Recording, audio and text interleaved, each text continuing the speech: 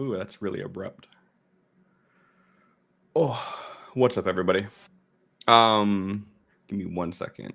I have to mute all of these.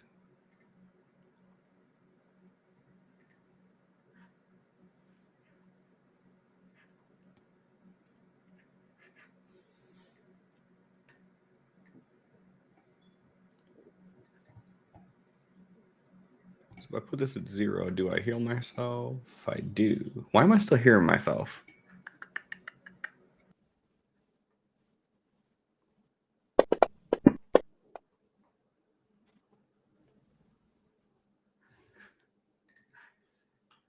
John, have you spoke at all? A little. Okay, I can hear you. Looks like I'm just going to be going like turning everybody up and then how am I hearing you, Cliff? It says you're muted. I can't adjust your volume. Don't touch my volume. How about that? I guess I won't. I need to figure out why I can hear everything here.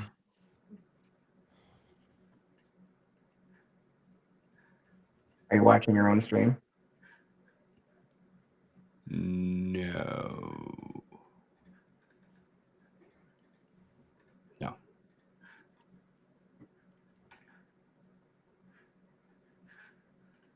But I'm curious if I mute this tab. No, it's still doing it. So it's something in OBS.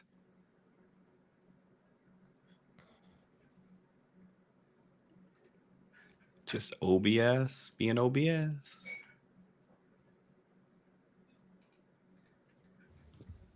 So bear with me here. Getting everything in order.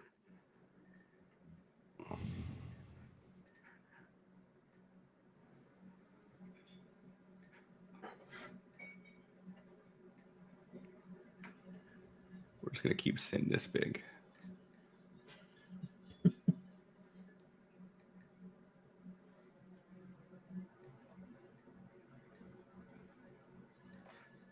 Cool. Okay. So now. It's that done. Okay.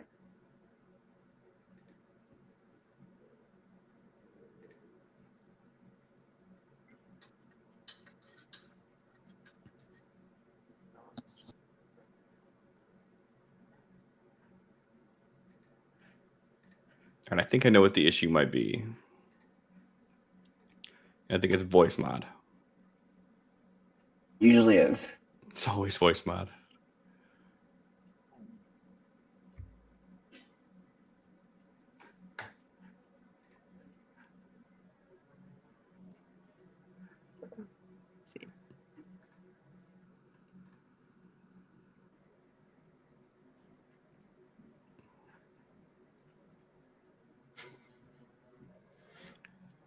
Did you just light a candle? I gave myself the effect candle. Now my sound is really bugging.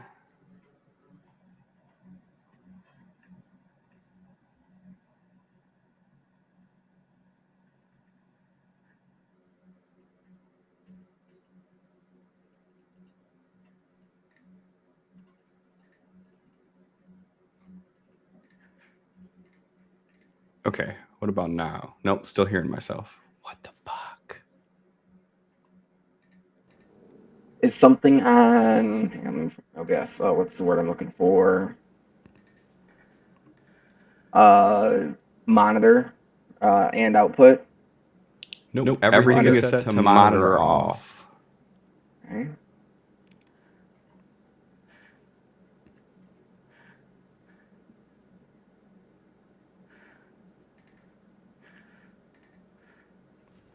Okay.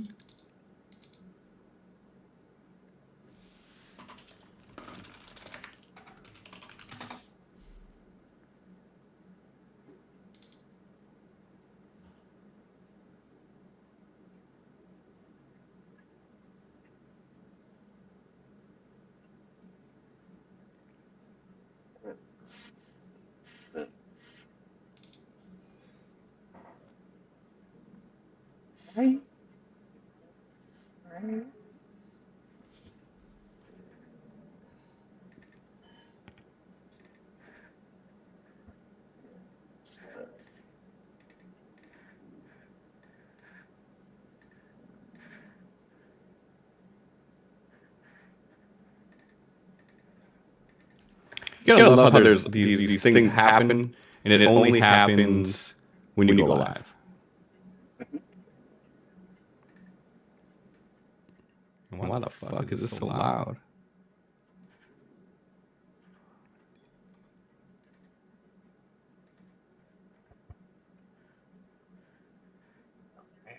Remember that. This is the thing. Yes. Yeah, it's like I'm hearing all audio sources twice.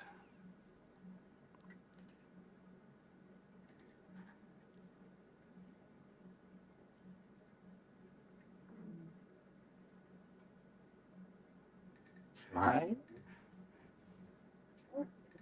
Coming up right.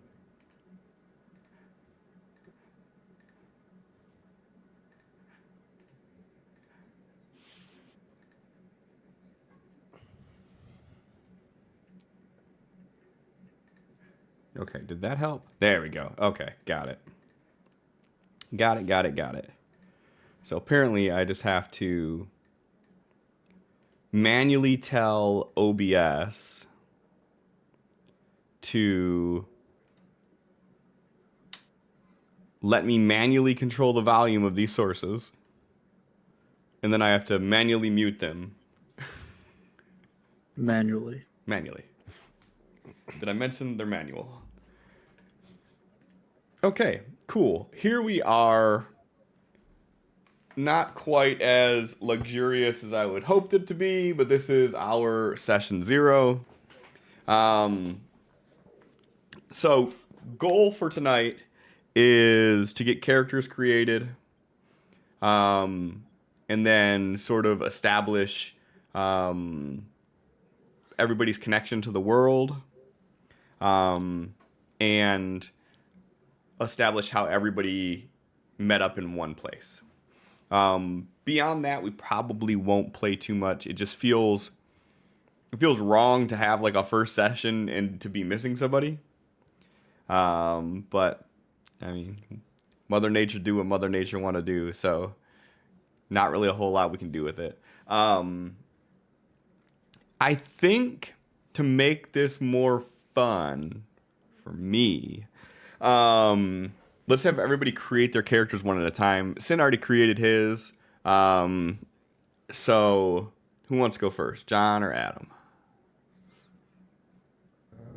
Gotta do a couple more things if you want to go first. Yeah, mine's pretty straightforward. All right, cool. So, if you load up on the right-hand menu under Players, click on Characters. At the top left, you should see Character Wizard, which is a new thing that they have here. Ooh, fancy. Right, so fancy. Go ahead and click that, and then ideally everything should be good for you to go. Did you already load modules and everything into this? So that's all loaded, but you may have to load them yourselves. So under library modules, everything should be on here. Let me just double check to make sure. Looks like it. I just have to go through and tell it to load. Yep, so everything should be good for you.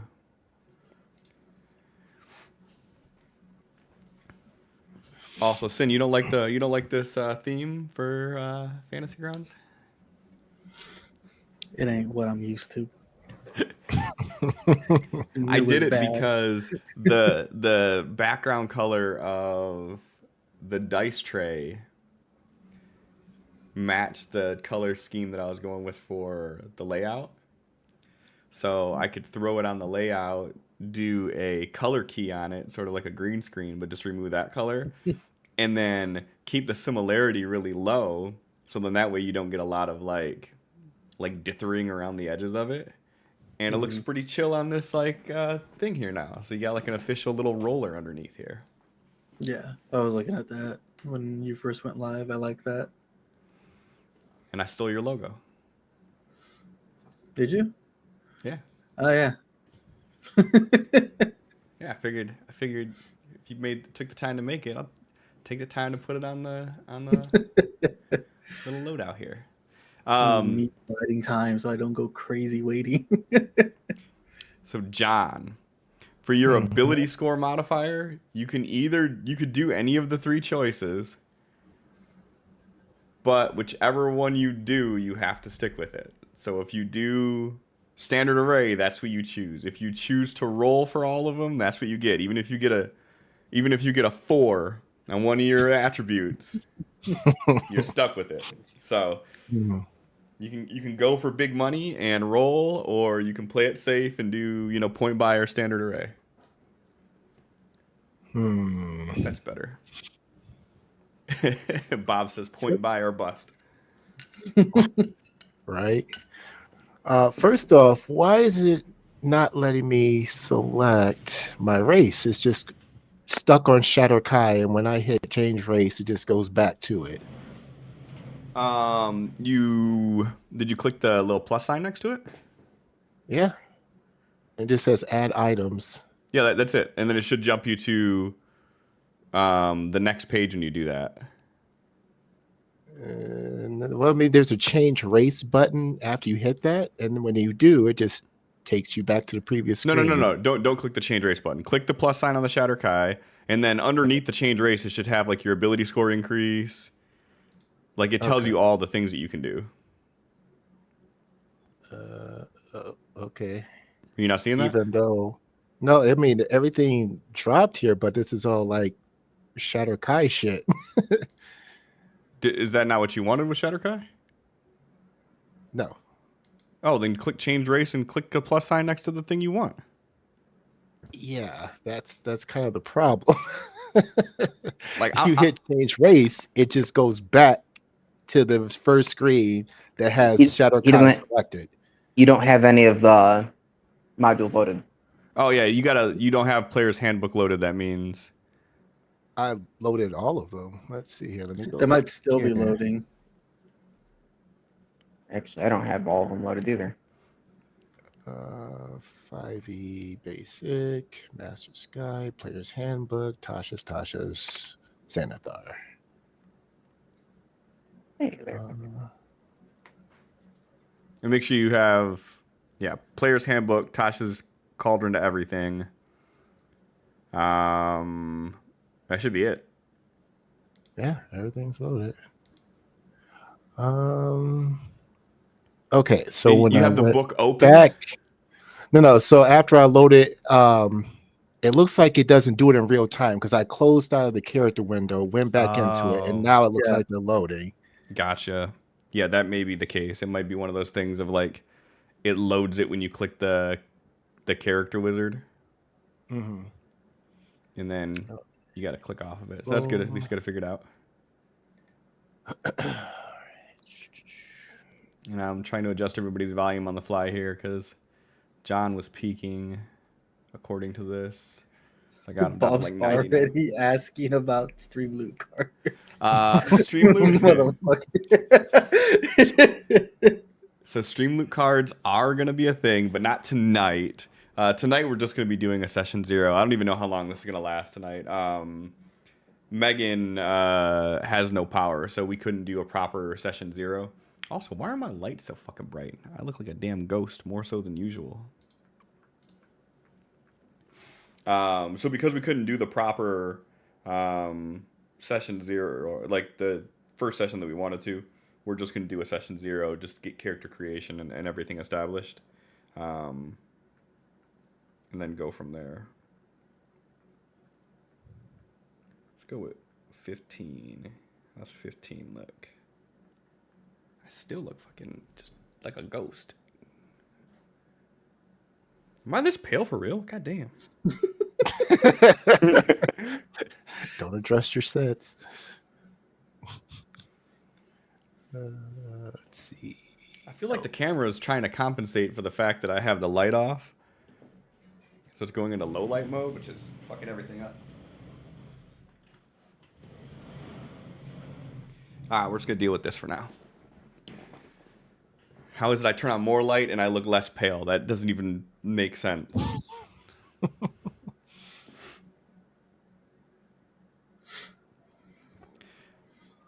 We did go back to D&D.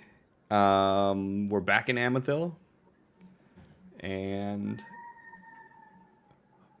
hopefully bigger and better. That's what I aim for every time I do this, so.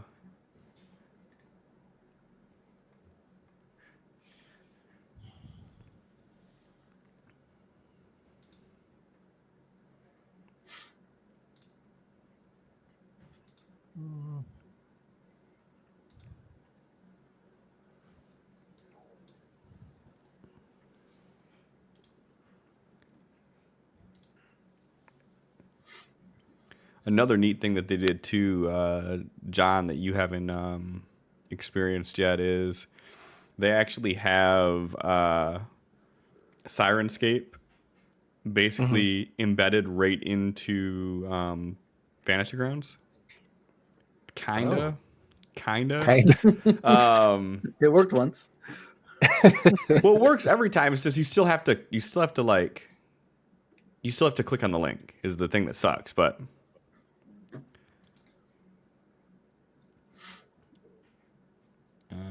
yes. Okay, so now if I do that, if you click on the little eye icon, you should be able to join this session. And theoretically, as soon as I play a sound, you should be able to hear it. I'm just trying to get out of like fight music right now. What is by your side?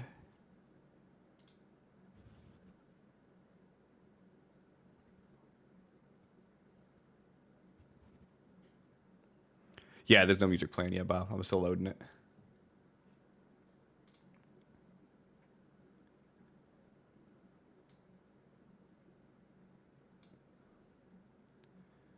But the question is, if I do this, will it play it?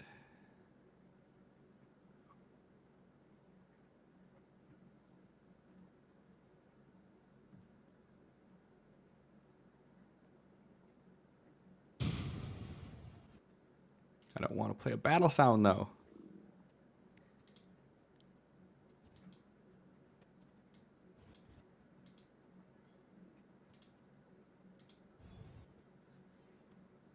Okay, so now it's telling me like I get level 1 fighting style and shows the options, but nothing to select. What's that? What's that about? Yeah, so it gives you all of them. I don't know why it does it that way, but it like the way that they loaded these modules up, you get like everything from every subclass. It's not gonna like affect your rolls or anything. That's stuff you have to do on the other end. What? It's letting you know that you have fighting styles to choose from. Oh, okay. So I'll move on then. I didn't All make it, John. I'll just use it.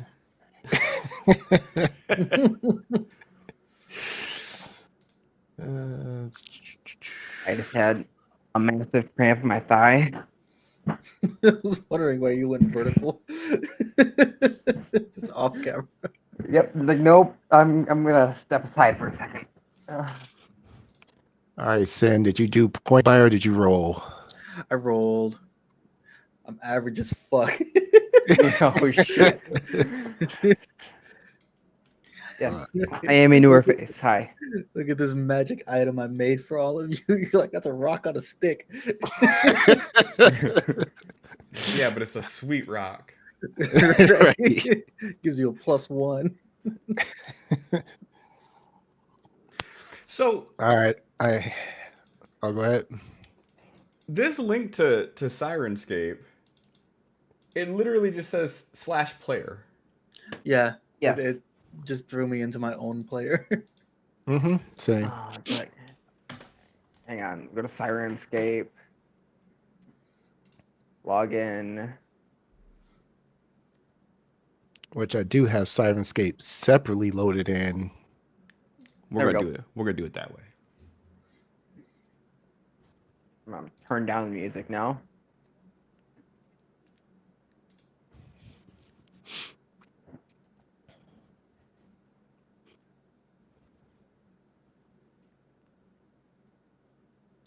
right. Did you roll Appreciate my with real DoorDasher. dice?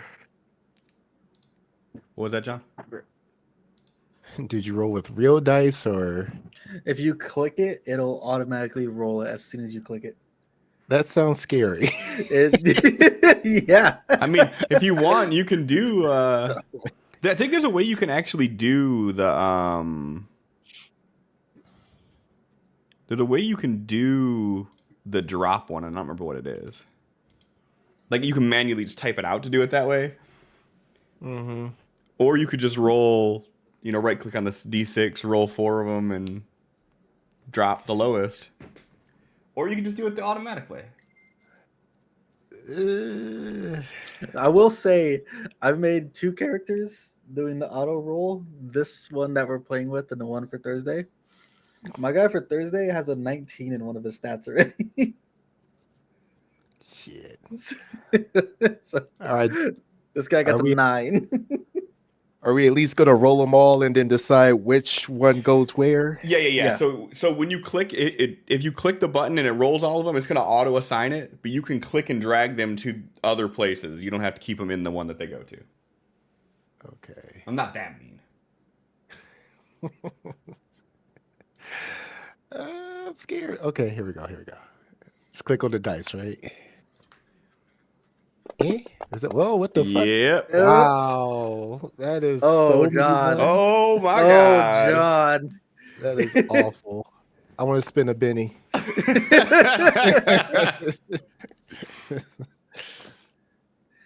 You got one real good one. Like statistically speaking, how the fuck? You ever have 2 One, dump 2, stats? 3, 4, 5, 6, 7, 8, 9, 9 ones. That is. Pick one thing to be really good at. Everything else, you're a Yeah, commoner. everything else just will be butt ass in. Oh, God. Wow. So I'll let Sin and Adam chime in on this one. I'm willing to let you roll the D6 if they're cool with it, or the one you got a 6 on. I'm willing to let you re-roll that one. The 8 stays, but I'll let you re-roll the 6. But if you get lower, you have to keep it. I would be real impressed if you get lower than that. Yeah, I don't know. It's so Okay with that? improbable. As long as I have the ability for the same deal. Yeah. I mean, 6 is fucking like you almost can't do worse. Yeah. So that one seems a little. Go ahead and just right click on the D6 and then choose 4. You could throw the 6 and the 8 in intelligence and wisdom, and that's why you're a human trying to fucking make it in the world. All right, so we're gonna drop the 4, so 14. Your second highest roll. Jesus Christ. So you got 14, 8, 11, 11, 12, 16.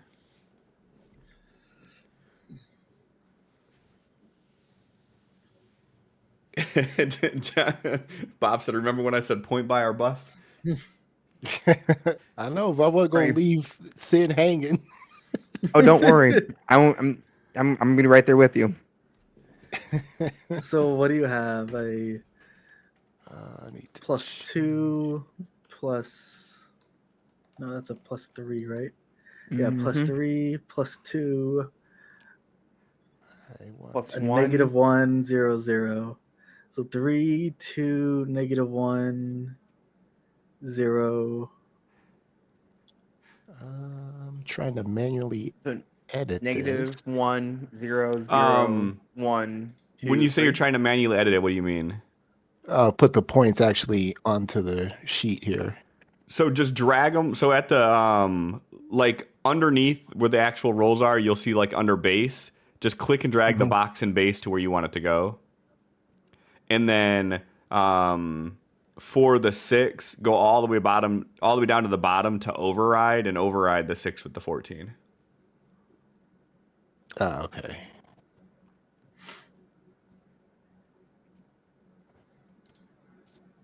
the dog barking, can you? Of course, now that I say that he stops, but I don't remember how to send an invite to the Sirenscape here. Oh, actually, you know what? I'm stupid. I think I should be able to do it just from doing this. Maybe. Okay, let's see if this works. So, like, is there music playing for anybody? yes. No. I backed out and I logged into Sirenscape, and it started playing. I don't know if it was the right one, but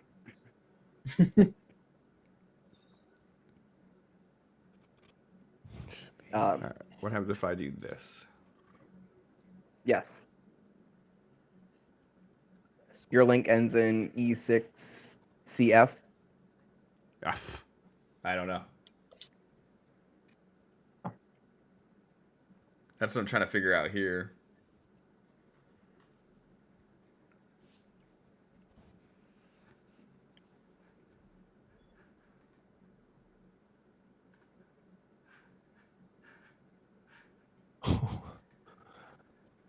Oh, this thing is so janky.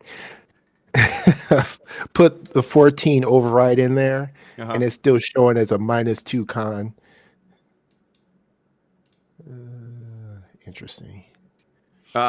Just once you get yours created, we can correct it there too. Yeah.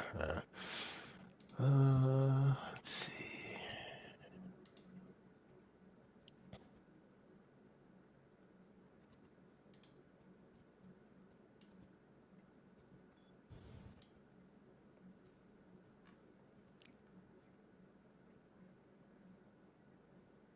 The override probably doesn't kick in until after the fact.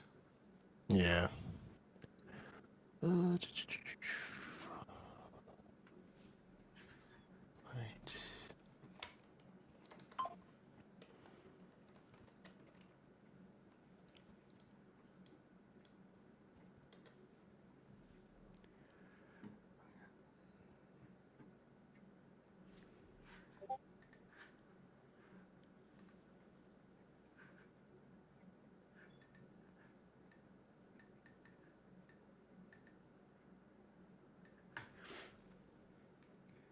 Yeah, the thing that I haven't quite mastered with this is with having the two PC setup.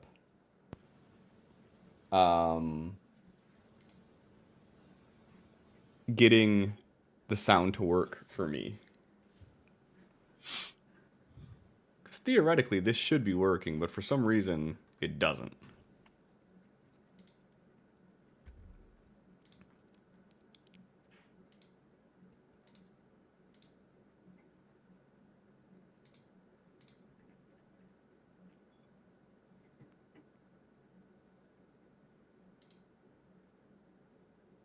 Should be good.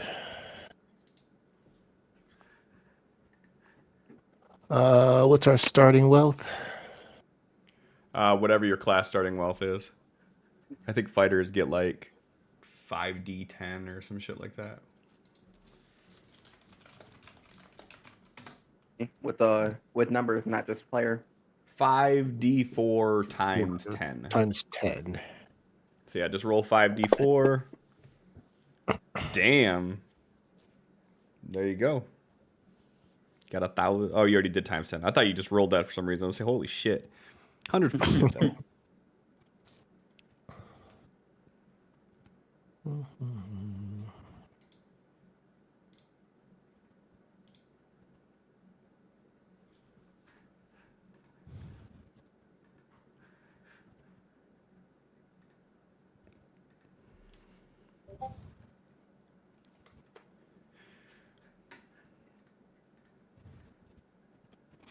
Okay, I think all that's left is for me to go through and select equipment and items.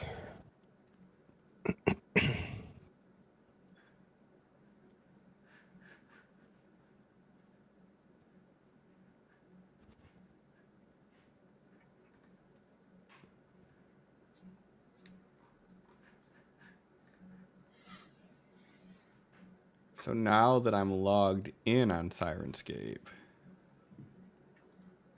If I play something, I should hear it, right? That's how that works.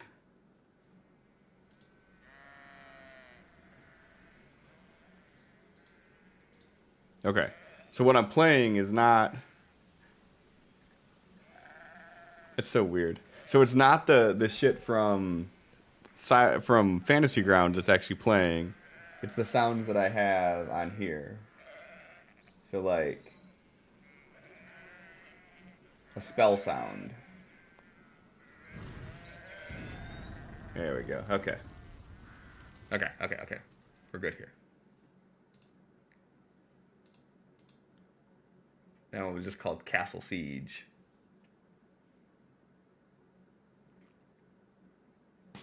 So, Sin, did you get your audio working? Oh no. So, actually sign into Sirenscape Mm-hmm. and then come back in here and click on that link. I did. It takes me to a player without any other numbers still. Correct. Yeah, there shouldn't be anything.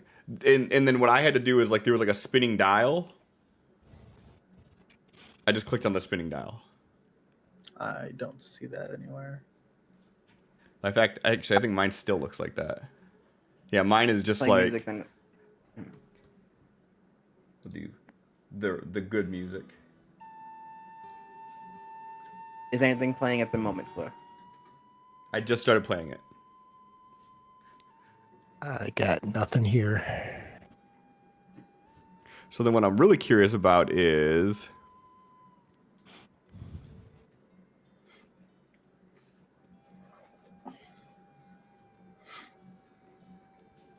do you hear this music?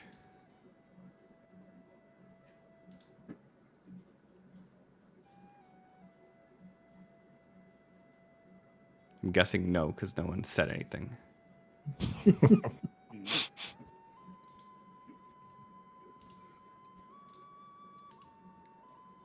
Yeah, so the only way I could get it to work was to actually log into Sirenscape and then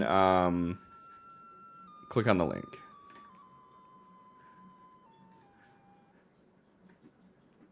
Sirenscape. Click on the link.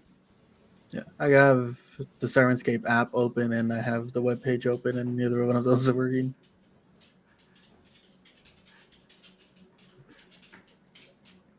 Hey, you think you can just let yourself in here, huh?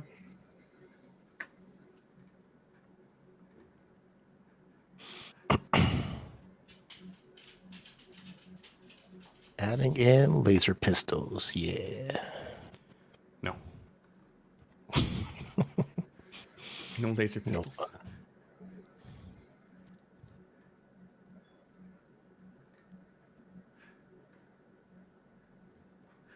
Whoops. I had it Nope. before. Wait, this?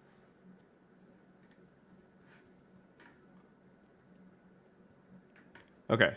So right now, let's just do it this way. I'm gonna make it nice and easy. I'm gonna do this. And then all right. Join that.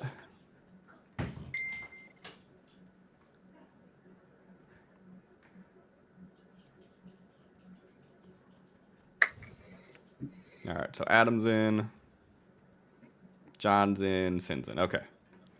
So now I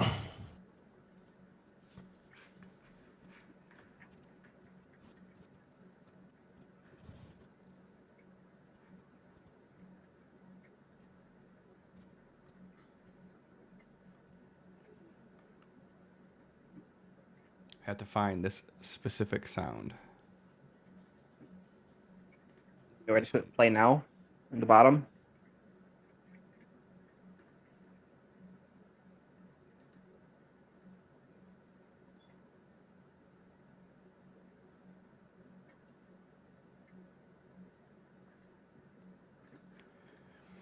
So for me, yeah, I still have to click on play now next to my name. Okay.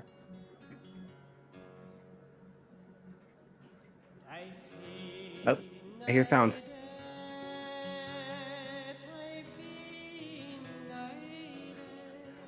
You hear the best sound.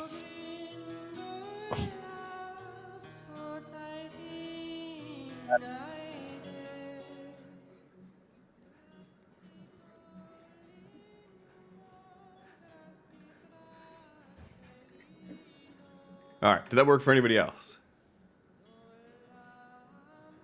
There's a new link. No, you just gotta click play now in Sirenscape. Yeah, I hear it and stuff now. Okay. John No, I looks didn't. confused. I just hit play now just now. And I don't hear anything. It might be that instance of like, hold on, let me stop and then play it again. Restart it. Yeah, because for some reason that's the same thing too. Like, you'd have to wait for the loop to start up. All right, try this again.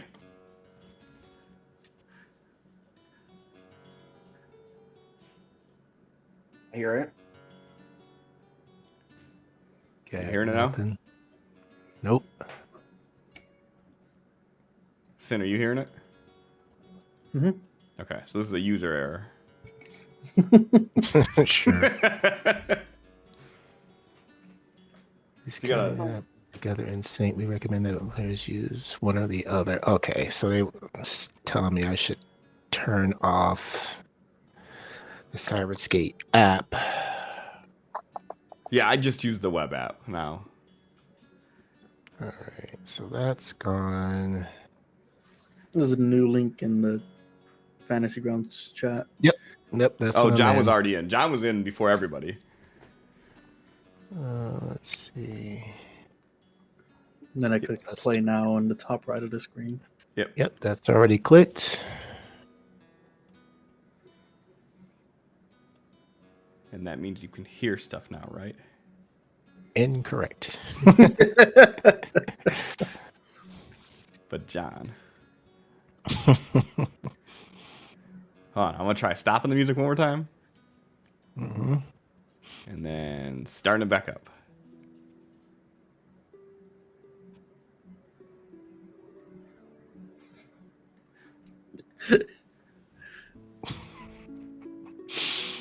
Let me see. Let me try a different browser.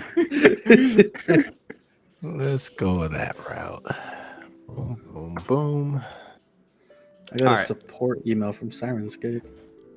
Like, what the fuck are you doing? All right. John, while you do that, Adam, your turn. Turn. Dwarf. Hill dwarf. Right, that's right. What? You know, you're good. I was gonna say, John, you didn't finish your character, did you? It's not ticking down my money, but I'm just gonna go ahead and just. How do I? Oh, maybe give him his name, and then I'll hit save, and that should do it. Don't forget to do the name. Yeah, if you don't do the name, like we had an issue where people couldn't Oh, edit their name God. after the fact. Oh, I remember this. So make sure you do your name. I think I don't think that should be an issue right now because I don't have those modules loaded that I had. I don't have any modules loaded right now except for like what I need. Okay. So theoretically, Smith's tools, Mason's tools, or brewer supplies.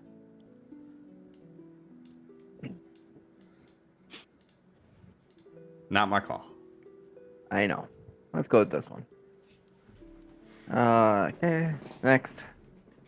Class. Cleric. You say you guys going to be called Iron Forge and not do Smith Tools? Good point. Hey, listen, go against the patriarchy. Do what you want to do. So I'm not gonna lie, I'm awful with coming up with names. So I asked ChatGPT, "Want to know the first last name it came up with?" Dwarfingston. Where was it? Stoneheart. No. My name is Dwarf. ChatGPT, for all the good uses you could have for it, generating names is not really its strong suit. Unless you No. give it, if you give it like a lot of detail and you're like generate a name that would reflect this and this and this and this and this, you'll be all right. Okay.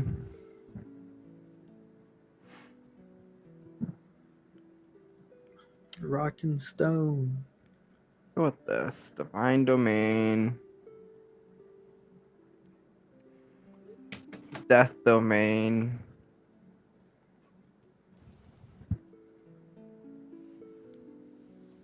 Okay. And then what are we? Oh. I did select my specialization. Death domain.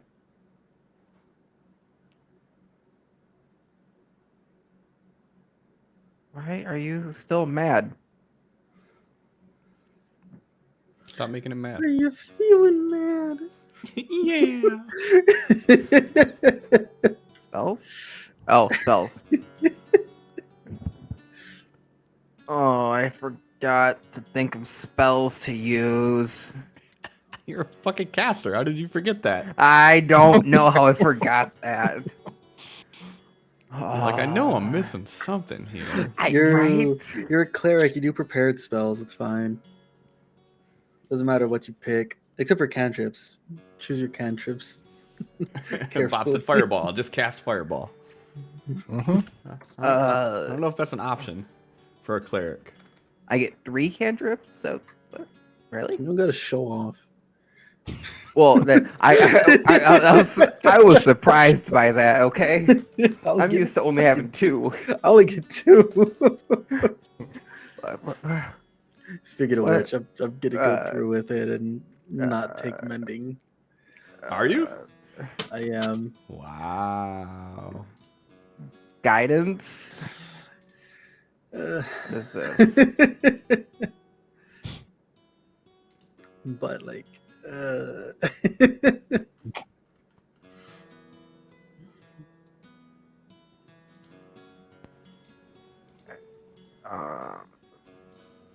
know what? No, it's fine.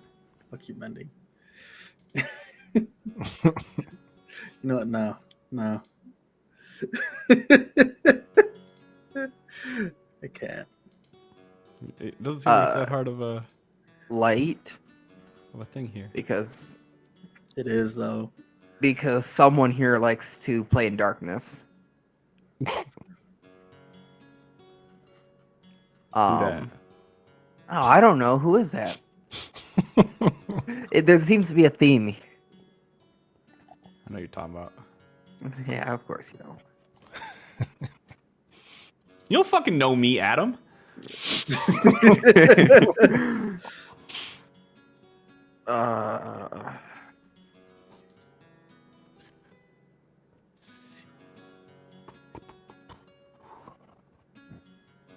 Sure, let's go with this. And 1 level 1 spell. We're just gonna go with Bob said, not that he knows much about cleric spells, but if you're death domain, you want Toll of the Dead. I mean that's kind of obvious. Bob Should've may made have been your- a cleric in one of my campaigns. Okay. I should have drew your warhammer as like the big head of a bell. You know, that would have been great.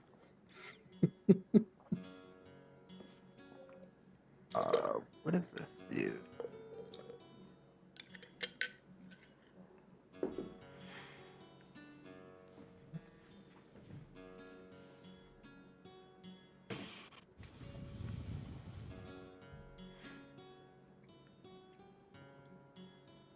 I don't know. I'm just waiting for you to get to the dice rolling part. Oh. Sure, we'll go with that for now. Right? I can't do any more, can I? Oh, I can't. So let's say I grab this. Can I just... I don't want to do that. That'd be... It's a +5 to hit.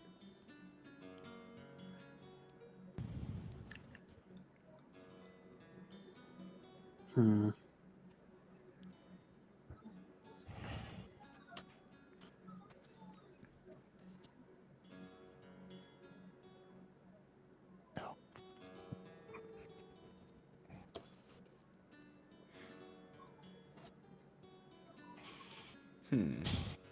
Oh, who would you?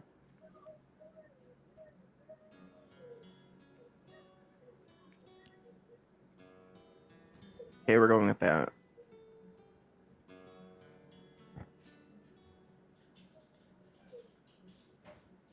I don't know why it's still mad at me about my select. No, I'm just gonna go past it for now. All right, well, here goes nothing. 2 16s, a 14. Hey, he got a 6. He can re-roll the 6.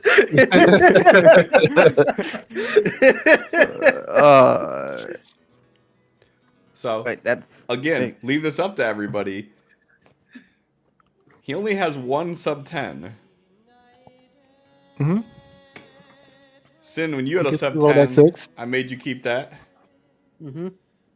John has another sub 10 I made him keep. Do you want him to re-roll the 6 or keep it? I'm okay with him re-rolling. We need someone that can fucking take a hit. Right. especially because that automatically it put that 6 in my con too. All right, go ahead and right click on the D6 and roll a 4. Roll 4 of them. Oh my god. Oh. Another 14. 13. So you got what? You drop a 1, you got 13. Not bad. All right, so override. I'll fix that later. 16, 14, 13, 16, 11, and 13. It's actually pretty solid. Mm-hmm. I think that's What's better than you can get with my- Point Boy. I don't remember. What is my spell caster? Charisma. Is charisma? Okay. Mm-hmm. For a cleric? Is it? Wait, no. No, Cleric it's is wisdom. Paladin. Okay. Yeah. Why did it? You can move him around. I know. But you could put all your highest stat in charisma if you wanted to. I would be fine with that. I have a 9 in charisma. What if I go like this?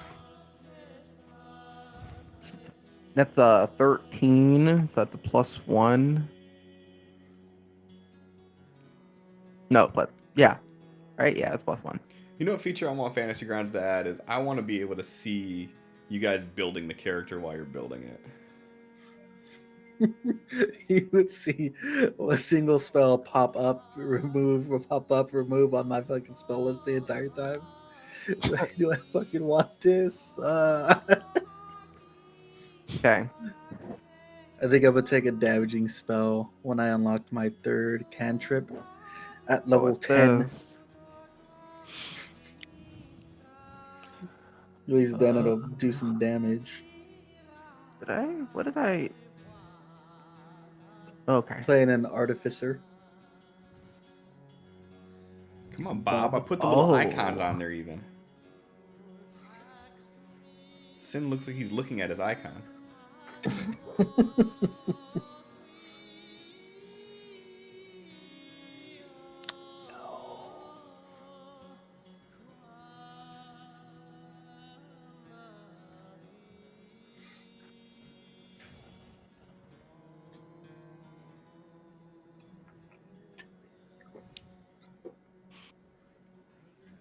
I hate this. You hate what?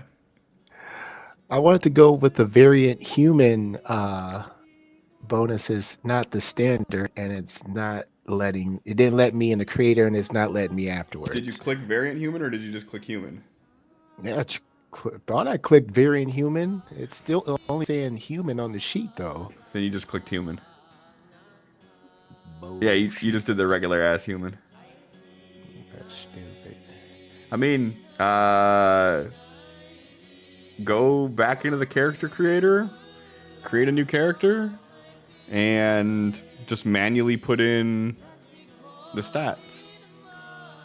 Unless you've done a bunch of shit to it, I mean. Not really. Let's see here. Is 5d4 times 10. And just remember on the first one, don't do human variant. Okay, it's showing human variant this time. I'll just go like this. Let's go. Oh no, I'm doing Alchemist. I don't get an extra attack. So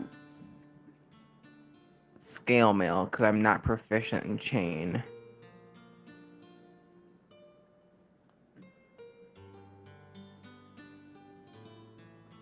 There we go. Was that a question, or were you just talking out loud? Talking out loud. I'm talking out loud. I was waiting for the rest of the question to come out, and nothing came out.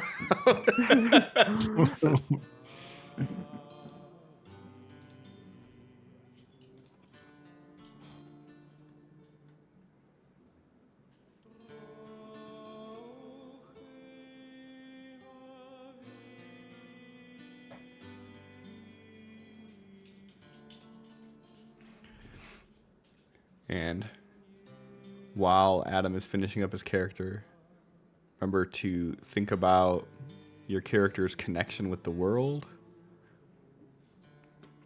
their connection with Amethil, and what's going on with it here.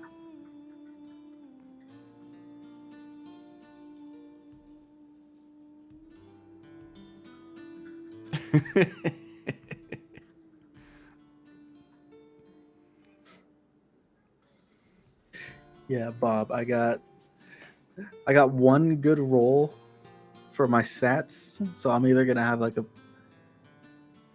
my strength is a +0 if I'm using any weapon that's over like a D6. So if I use a dexterity weapon, I'll have a +2 to hit, but my damage is gonna be like a D4.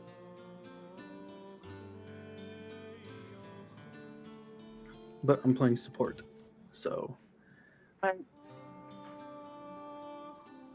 I will have a D4 damage if I ever decide to do damage.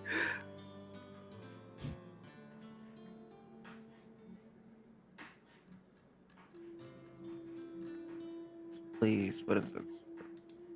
Weapons. Simple weapons. Okay, thank you.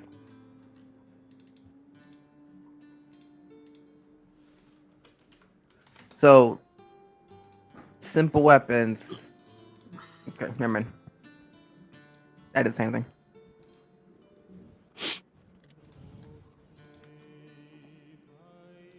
I have that, right? Mm-hmm. I might actually switch my dex and strength. Okay.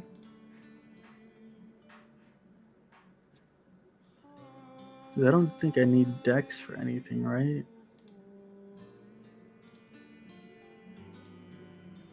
Just initiative.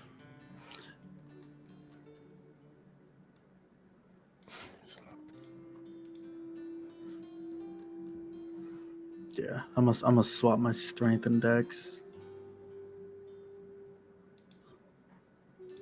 So 14 dex going to strength. Yeah. Yeah, so it's okay, hang on. I like this. Yeah, it's not happy with me. Oh well. What do you mean it's not happy with you?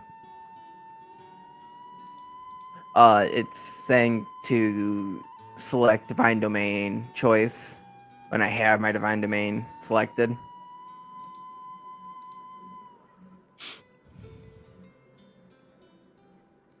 Do you have the DM's guide player version loaded? Like I have it selected. It's just saying there's just an exclamation point. Like I can delete it and I can add it.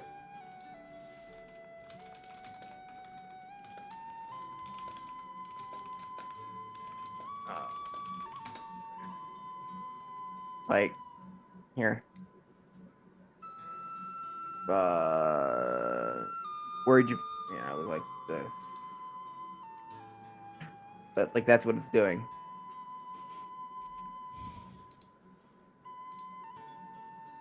Did you send me something? It did. You sent Discord. it on Discord? Okay. Oh, my AC is affected by Dex. That's why I was going Dex.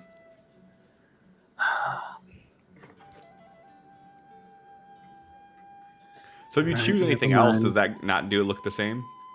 Let's see. Forge, same thing.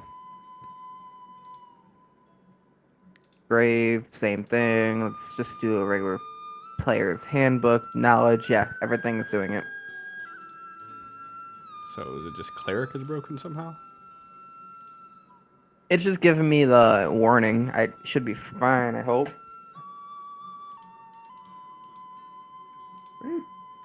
Excuse me.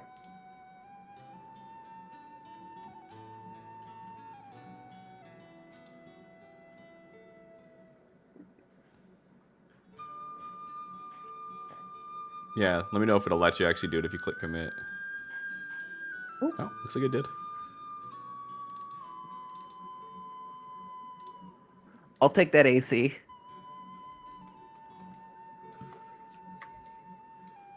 I don't like the way you said that. AC of 17, level 1. I'm at 16. I'll take 17. Were you And did it recreating yours, over- John, or are you just doing the one you had? Okay, it did.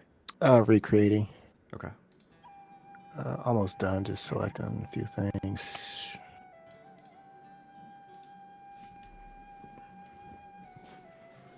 Did it Was add Chaplain starting my... AC 20? That sounds high. It might have been, He's though. never Warforged. Ah, yeah. Oh yeah, it didn't actually select my divine domain.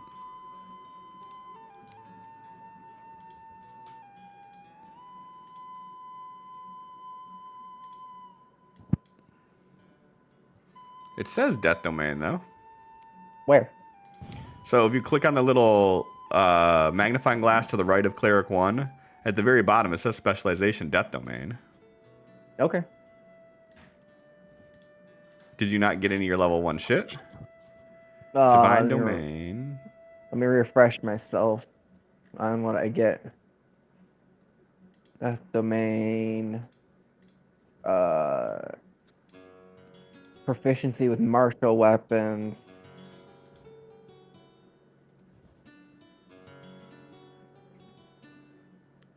No, it doesn't look like it did that. Okay, and then Reaper is necromancy cantrip. No, it didn't give you any of your shit. Oh, lovely.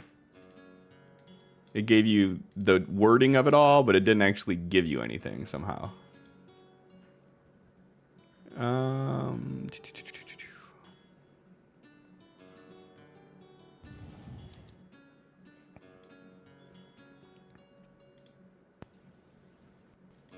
I don't think these do anything at all, but You get 2 spells.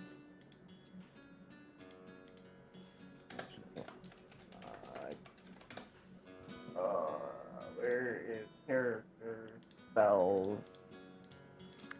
the easiest thing you could do is click the little magnifying glass, click on the little eye next to Death Domain. It'll pull up everything for Death Domain.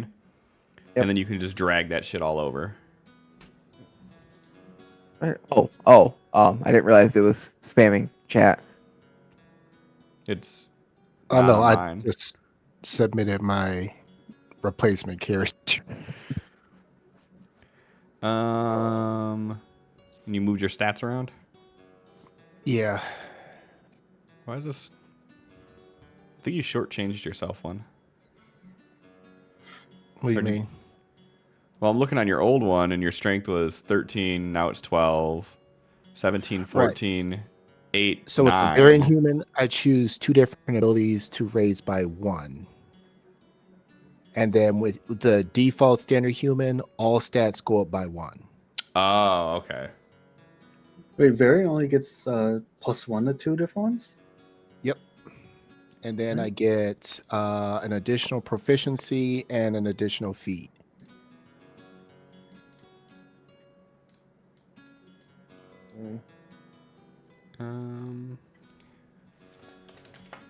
You can rename yourself, Sin, just in case you're curious.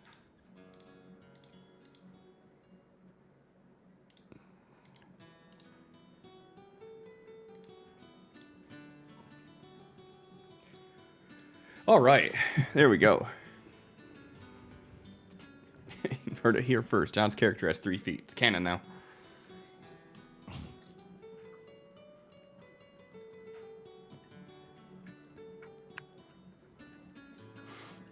All right, Is that so a third foot? Or are Who you to just what? happy to see me?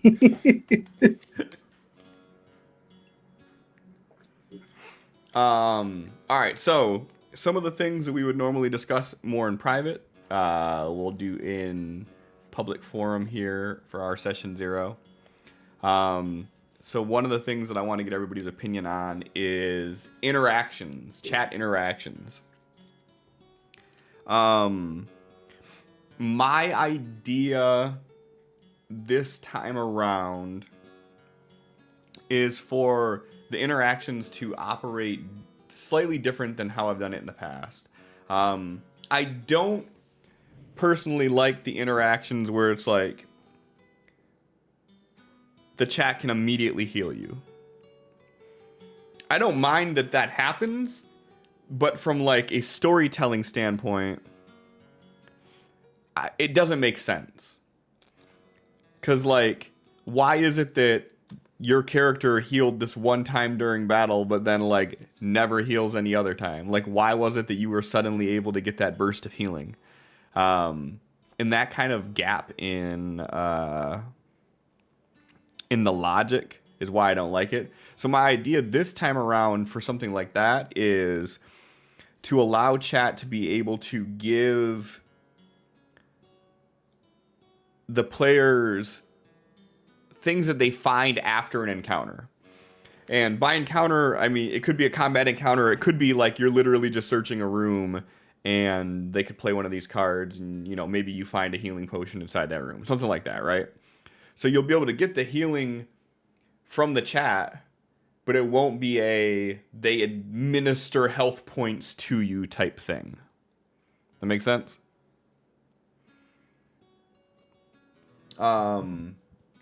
So that's kind of my idea for like how I want the cards to work. So like right now, what I have for like Stream Loot cards, I have chat basically has the ability to give you healing items, additional money, potions, and crafting material. Will be some of the interactions that they can give you. Anybody have any concerns with that?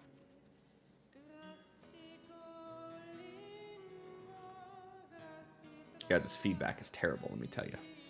Is this like John gets this item, Adam gets this item, or is this like the party gets this? Party.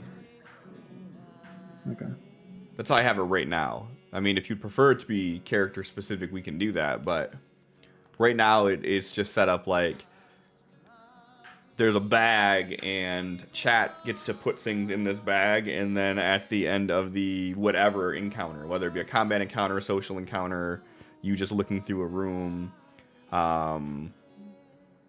you will find this bag and it will have these things that chat has put into it, and then you guys can administer that however you want. Okay. Only it won't be a bag, because I play Baldur's Gate and I know you can abuse bags, so you're not getting any bags. Yeah, I think it should go to the party. Yeah, the First. party is nice. Okay. Actually get some items. Bob says encourage the healing items to scale with level. Kind of, but not really. I want it to be that kind of devalues having multiple tiers of cards. So my idea right now is like those 4 different categories that I told you: healing items, money, potions, and crafting material are at all four rarities. So like a common one would be just a regular potion of healing, whereas a rare one would be a greater healing, an epic one would be a superior healing, and a legendary one would be like a supreme healing. So if you got a superior healing card and you played that, the players at level 1 would have a superior healing. It would probably be in their better interest to use that only when necessary or to save it until higher levels. But yeah, so that's kind of like my mind on that one. And then also, I don't assume you guys are going to have any sort of objections to this, but I was also thinking we would do the homebrew rule of you can drink a healing potion as a bonus action in combat, or you can take the full action and you don't have to roll for it, you just get max amount. Sounds cool. Okay. It's a little gamble and risk in it. Yep. So as a bonus action, you could take a quick swig of it, and you may gulp the whole thing down, or you may spill some along the way. But if you actually take the time to that is your action, then full healing. You don't have to roll for it. Makes sense. For crafting will be a big thing this time around. So what I plan on doing is crafting material will be added to every loot pool. So anytime I generate loot, crafting material, there's a potential of it being in there. And depending on what you're crafting, it may require higher tiers of crafting material. And then obviously time and then money to go with it. But if you have any crafting skills, we will definitely make use of it.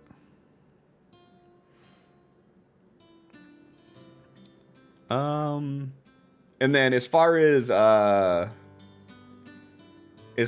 as interactions go, do we want to bring bennies into it?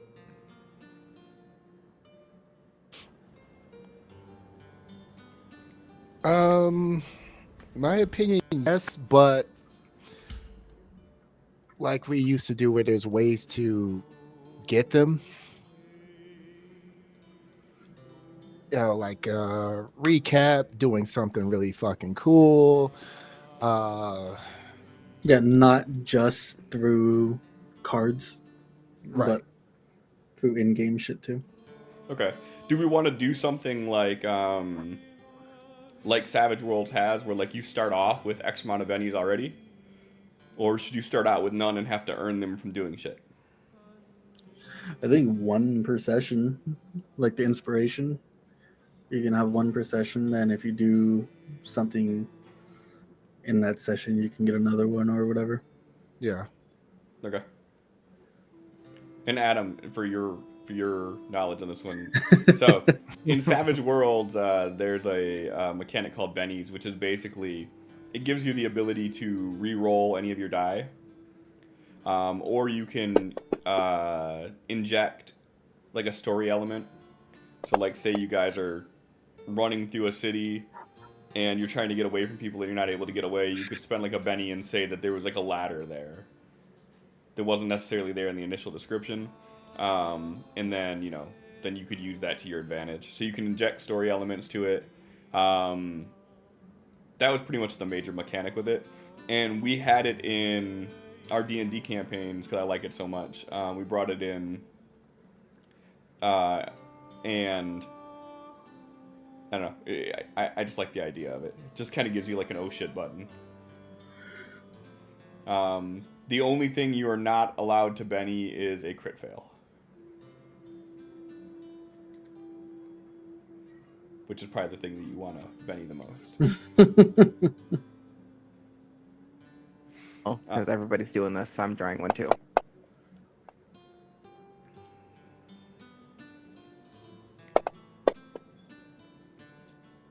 Alright, here's my attack roll. You miss. Does a 211 hit? Other than that one, it fails. Oh, there's a 22. So damn. Hey, Adam, good segue. Do we want to continue the super crits and super fails? So if you roll a Work nat 20, exactly. you roll another nat 20. Mm-hmm. So what That's- happens? Say you roll double nat 20 or double nat 1. You roll a third one. Okay. What happens? So typically the way I would do it is, so I've actually been kind of tooling this out a little bit differently than normal. But a nat 20 is a crit success, and I typically do it on ability rolls too, not just attack rolls. Like, I think that rolling a nat 20 is like one of the like most magical things you can do. So like, why only have it on an attack roll? Mhm. So, nat 20 is a critical success. Then you have to roll again. If you get a double nat 20, then we'll call that one like a super crit.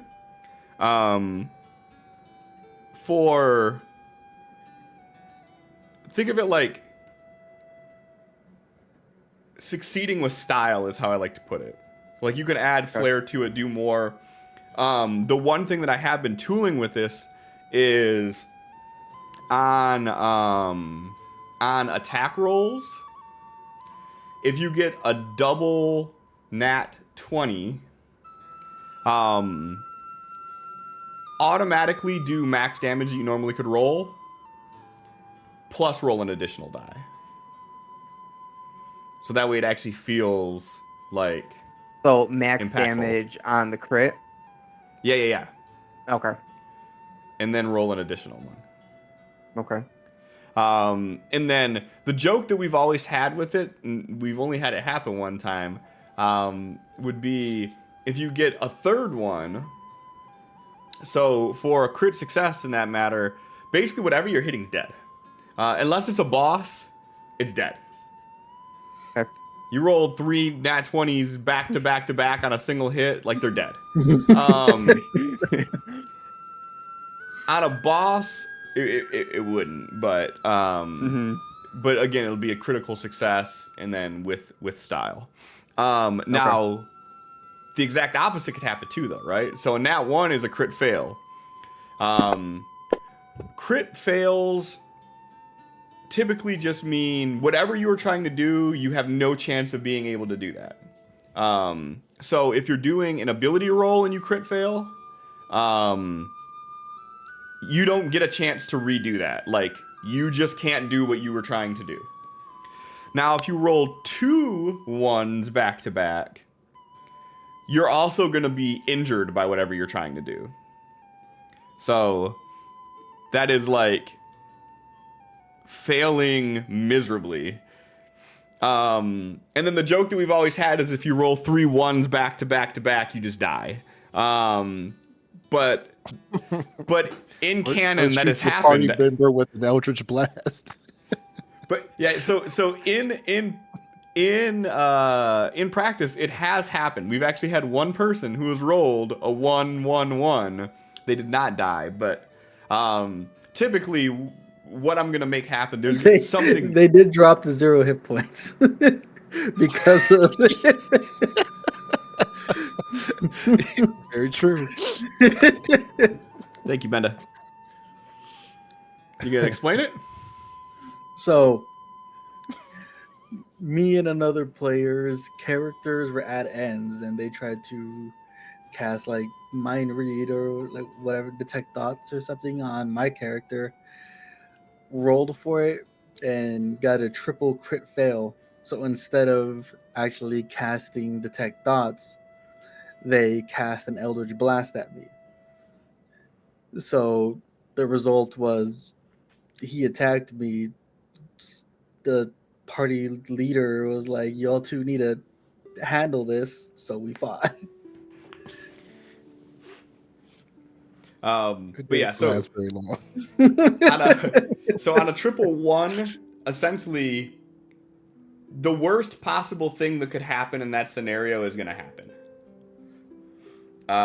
And we'll have fun with it. But no matter what, it's going to be essentially the additionals are flourish. And then some of the other things that we've had fun with doing too is you can successfully crit fail, and you can fail successfully. So like, if you roll a nat 1 and then roll a nat 20, you may succeed in the thing that you're doing, but something bad also happens with it. And then the same thing. It's basically the same thing if you do a 20 then a 1. Like you do a crit, but then something bad's gonna happen with it as well.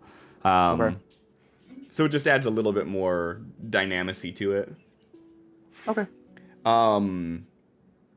Which also leads me to I was thinking about doing escalating dice.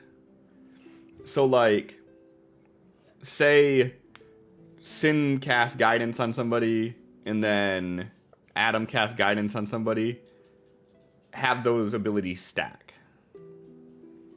So instead of it just being 1d4 extra or whatever, you would get the effect of both of them. Unless y'all got objections to that. Did I not? And No, then what that's fine with me. about... What's that? That's fine with me. What's I that was look for, just John? I don't know. I can go either way on it. It's fine. I try to think of something besides guidance that would work for. Right. I feel like that would break something somewhere. Like we get the higher Tell Bane on levels. someone. Right. We exactly like her stacking other things, and then Cliff's like, "Okay, I can't kill you guys now. Nerfing this." Pretty much.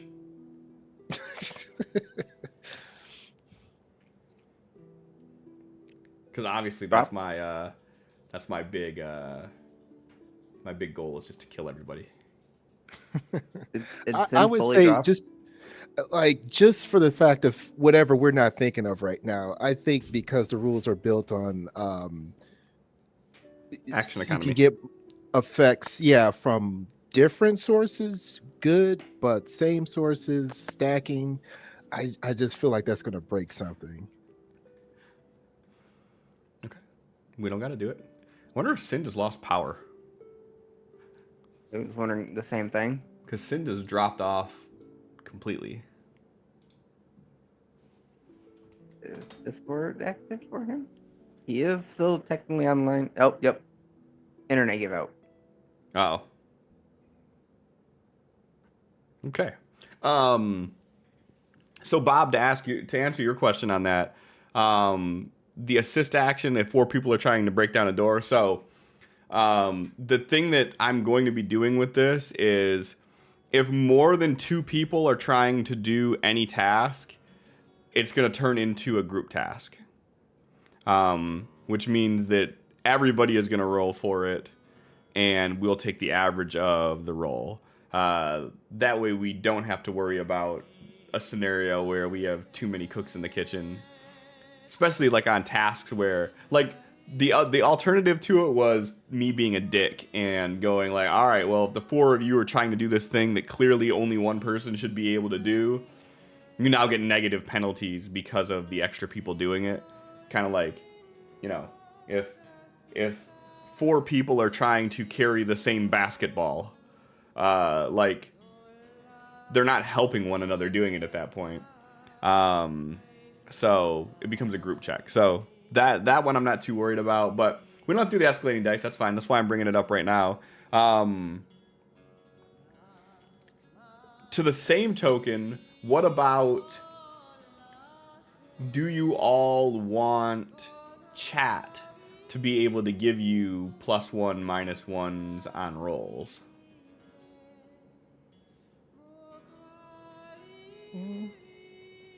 Close Could to be it, fun. but I feel like it needs to be limited to just 1 per roll.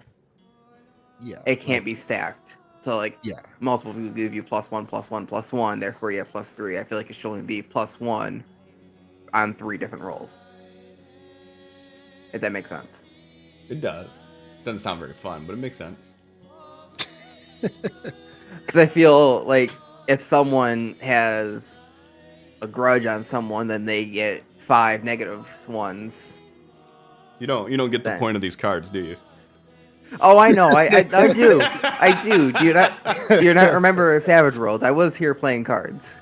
That is the point of those cards, is to do that to I people. mean, if other people want it, I'm fine with it. But that's just my thought on it. So I'm more inclined to having the rolls stack, just because in Dungeons and Dragons you can have scenarios where you're like rolling a +10. Mm-hmm. So if you have 3 people putting a +3 or a -3 on you, it doesn't break it too much. In the like right now, like level 1, it could be like crazy make or break type shit. But once you get to like level 5 maybe, then all of a sudden it doesn't matter anymore. Now, would that work on any roll, including rolls that do not have modifiers, i.e., death saves?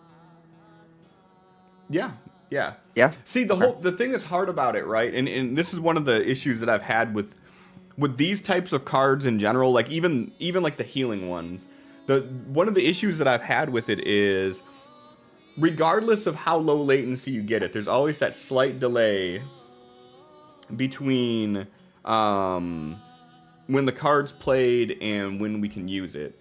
And sometimes it gets to the scenario where I wanted it to be used for your death saving throw, but you already died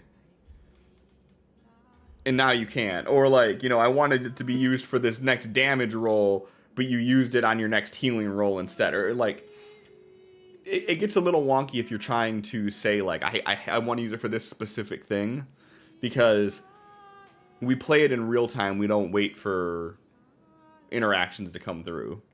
Yeah. But I'm good with either way that you want to do it. If you want to just limit it to 1 per roll, we could do that. And then I could also do something like, instead of it being a +1, it could be like a +D4, a +D6, +D8 type thing. And then you just +2, add that +3, signal to it. +4. Different levels of the tier. Yeah. Something like that. I'm okay with either one. Either way, it's fine with me. I feel like we should get other opinions, but they're not fun enough to be here. Right, I know. Because they ain't got no power and no internet. I don't know. I like the pluses and minuses. I mean, no, they can be fun. I'm a little worried about combat wise. What do you mean? But just how they can affect combat, like it can cause somebody to miss at a critical moment and then get dropped or something, or Yeah, true. there's also like the Orcus fight, that would have been way different had Bob not like fucking offloaded so many cards to give us a head start on fighting them. Right, So, but I mean, to the same token, what is like the most memorable fucking thing? Like that Orcus fight, like everybody remembers that fucking thing. Yeah. Yeah. Whether it be they remember it because they like to shit on me, or they remember it because it was fun. Everybody remembers that. So like, it's one of those things that I have kind of mixed feelings about. Is like those types of moments. Like if someone feels so vested into it that they want to play 30 cards on that one person, that one mob, like, means we're doing something right. Yeah. I mean, there's that. And also like the random effects and stuff. That I don't think I'm bringing those back. You say you're not? I don't think so. Okay. Yeah, because like in the beginning stages of things, like canonically, I was able to explain those. Like there was so much shit that was going on with shifting of magic and power, especially when the jackal was like killing gods. Like I could explain all those crazy random things from happening. Now things are a lot more stable in that sense. That thematically I can't really justify that. Not just as a random effect. Now, I'm 1,000% behind magic items that do fucking crazy random shit. I'm actually one of the things I wanted to talk to you all about on here too was I have tons of like low impact magic items that do just like either like very niche things or just silly things, right? Do you want those to come across your person frequently? I feel like it'd make it funnier, more enjoyable, possibly. Just in so we could find stupid ways to exploit them. Yeah, for sure. I don't see anything negative to come out of it. Mm-mm. We kind of did that before. Yeah. You had like the random item generator or some shit. Yeah, I still have that. I have a much more sophisticated version of it now. Yeah. But a lot of those items, truthfully, weren't actually used, though. I know. So if you have like a way to tweak it to make them more appealing, I guess. Well, Because they just run it up in a giant bag that Vakta carried around, and we never actually looked in to see what was in there. I mean, that's y'all fault on that one. Y'all probably actually had some shit that was useful. But no, so like my thoughts were, I could tailor the items towards like whoever finds it. Like it would be something that would actually be on your kit. It may not be necessarily how you're using your kit, but it would be things on your kit. So I thought about like that, or it could be just completely random, or it could be a mixture of both. Like it could be like, maybe throw in, say if you guys find like a big like treasure haul, like say you there's like a bandit camp and you win and you like actually get to loot through their stuff. Having like maybe you'll find a small handful of random items, but then there would be like 4 tailored items in there that would be for each of you. Yeah, I like that.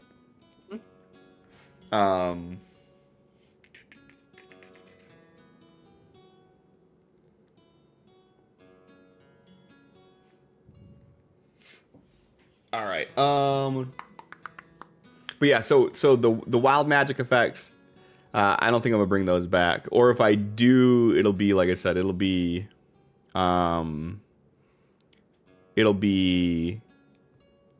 something specific causing it, not just chat being able to trigger like.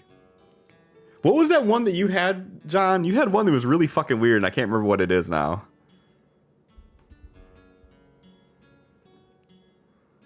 Yeah, be more You're specific. talking about the one where he got every success was a fail and every failure was a success. That one pissed everybody off. That one was. That's not what I was thinking of, though. That's what you get for being good at what you do. You fucking Yeah. suck. You loser. Bob's metallic limbs rotted. Yeah, stuff like that. Like, there were some of them in there. They were just weird. Like, I wouldn't mind them for certain things, but like I said, not just random effects that the chat can give. Screech thought she was a horse. That one was great though. Like, I don't think anybody has anything negative to say about that one, except the guy that got kicked to death. The spitting up coins was funny because of when it happened. Oh Oh, my yeah. god. I almost feel like I should bring that one back. No. That'll just be its own card. That's why Vardark left. It hasn't Yeah. happened in like 50 years. Then one day, he just started spitting up coins. So Adam, in the old Amethil campaign, like one of the there were a couple things that were interesting that like the die did for us.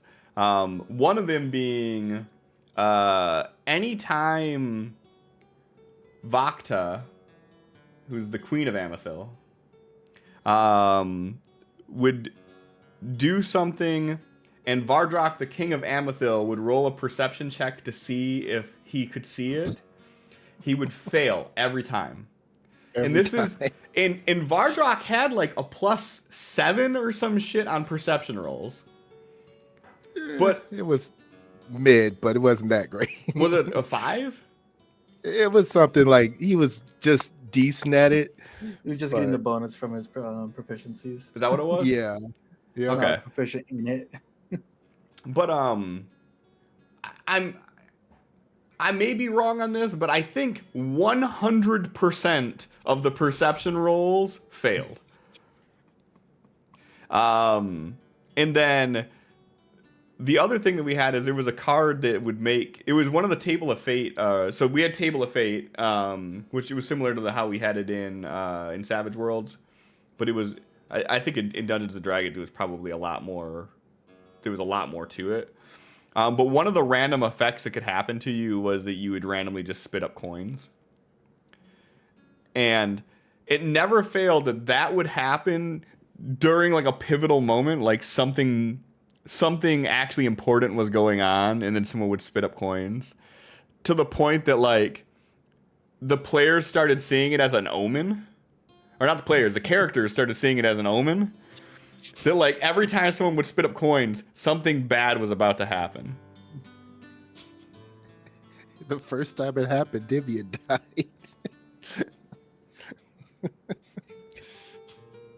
But he only died temporarily. Yeah, we fixed it. You're on mute, Sin. So Divian got carried away. Vardrak ran up, tried to reach for him, missed his arm. He's like down on his knees, spits up coins. Like, what the fuck?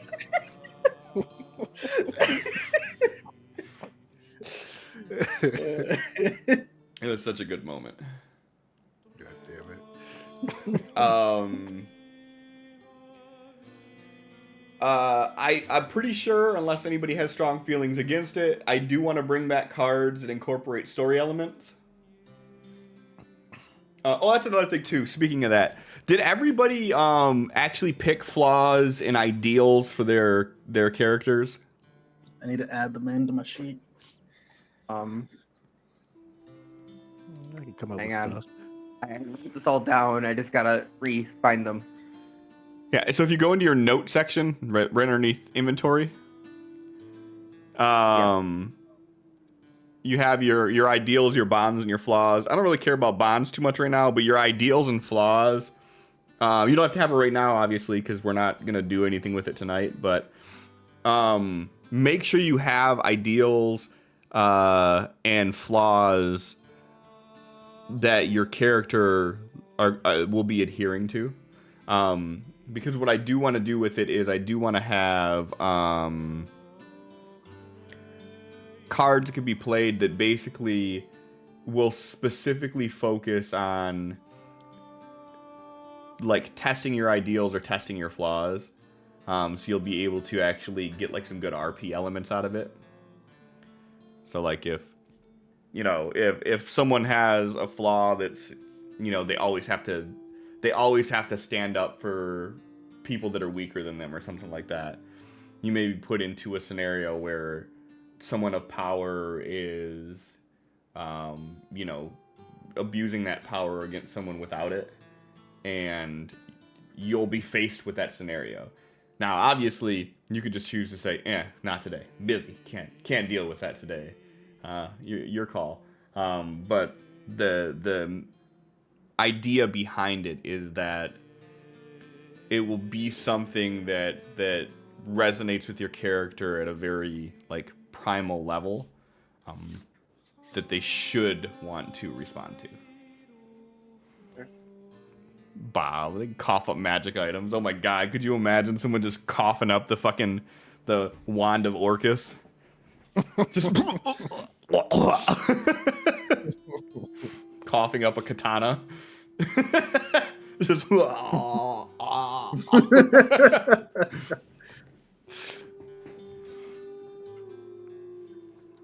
like, oh, and Sin, Desmond coughs up a bow staff. Yep. 6 foot tall bow staff. It's only Sitting 3 there feet crying tall. afterwards. I don't want to. But like, that's your good luck bow staff now. You made that. You made that. This is how I make my magic items.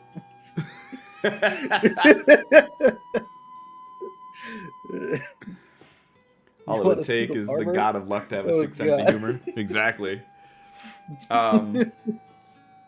Oh yeah, and so obviously all of this is just going towards like when I'm talking more of like interactions of cards and whatnot. Like,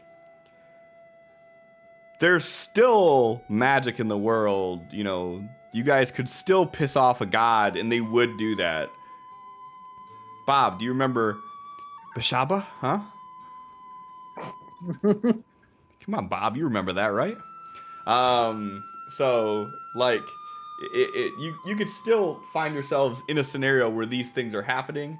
I'm just gonna leave them more towards it being a random element. We don't talk about Bashaba. Leave that more to being a random element or a story element versus it being something that the chat can just trigger. And then one that I'm really tossed up in the air about, but I want your opinion on it. Really, your opinion will be the deciding factor. Do you want chat to have the ability to, quote unquote, summon encounters?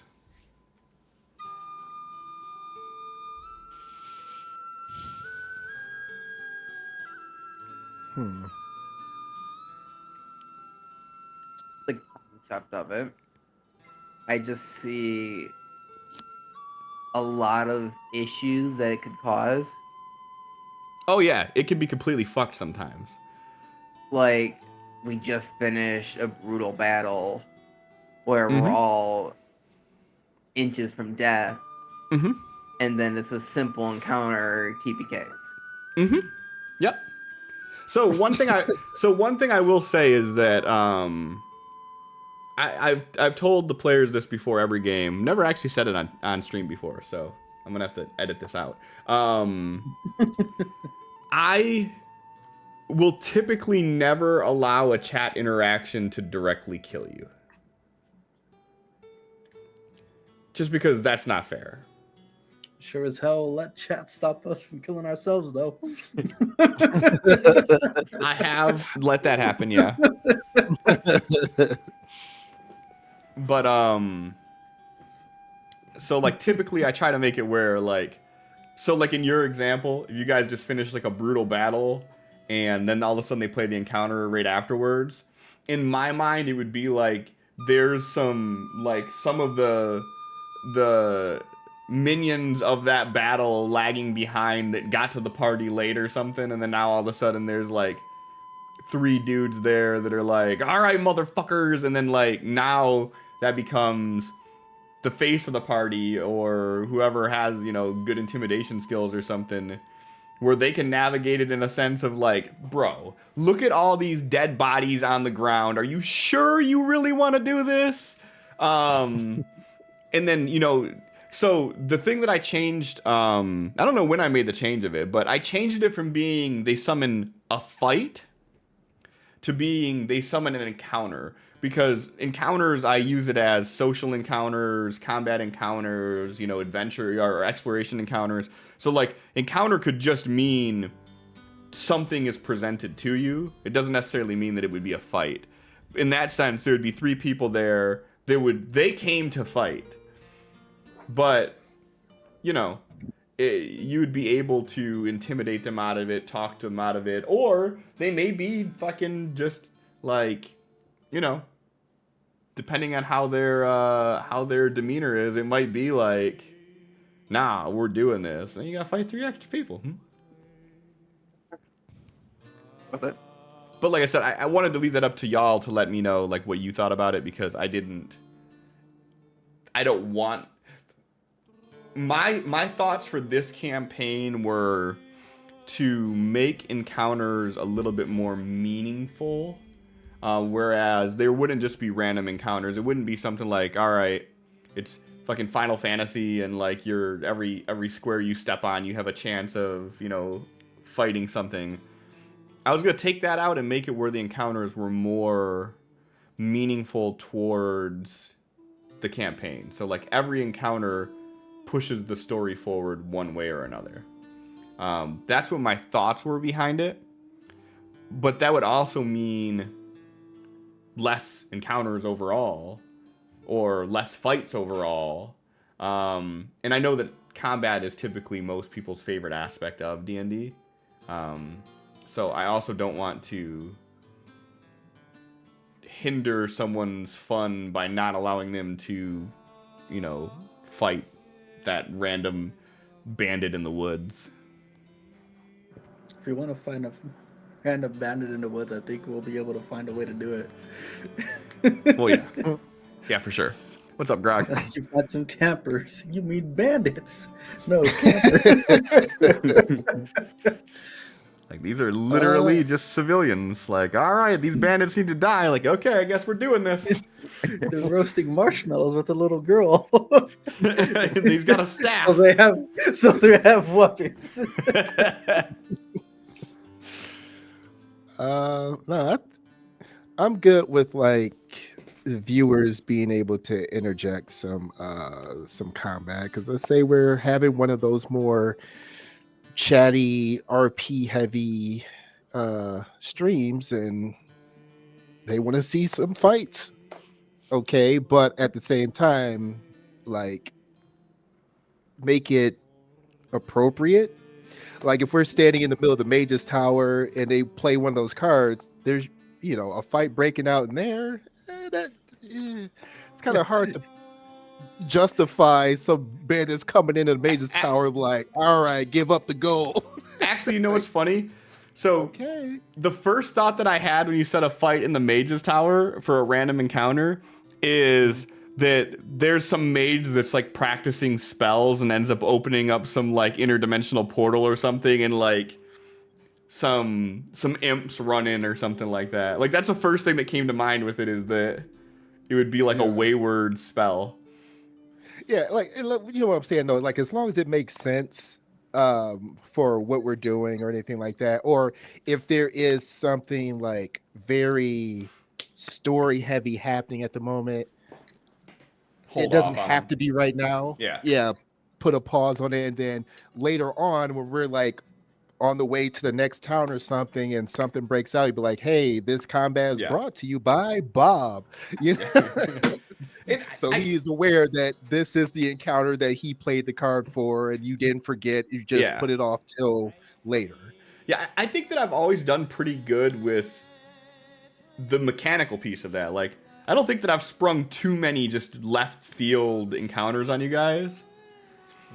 But I do need to do a better job of acknowledging that, like, yes, I did get your card. Yes, it will be played. No, not right now.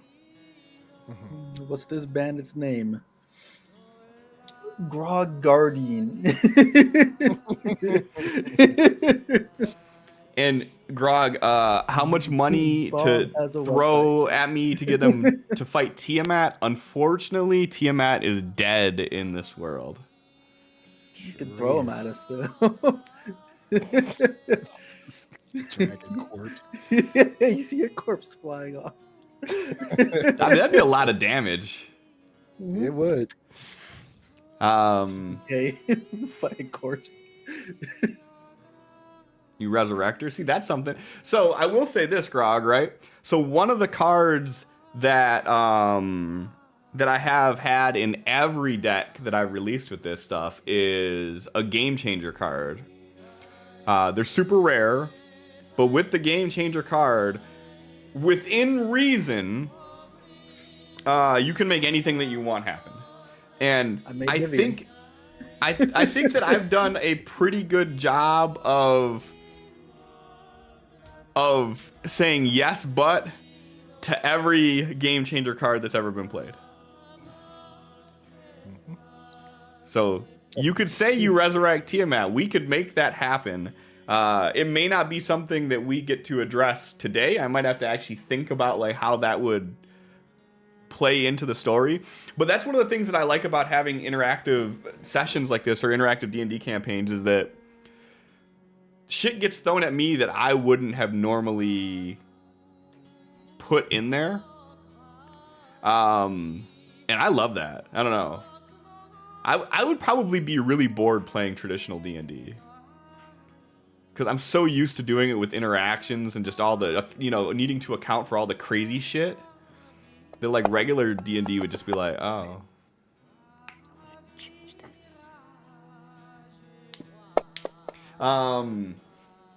So okay. So I think I pretty much have an idea for everything there. So you all know some things I do want to try is I do want to try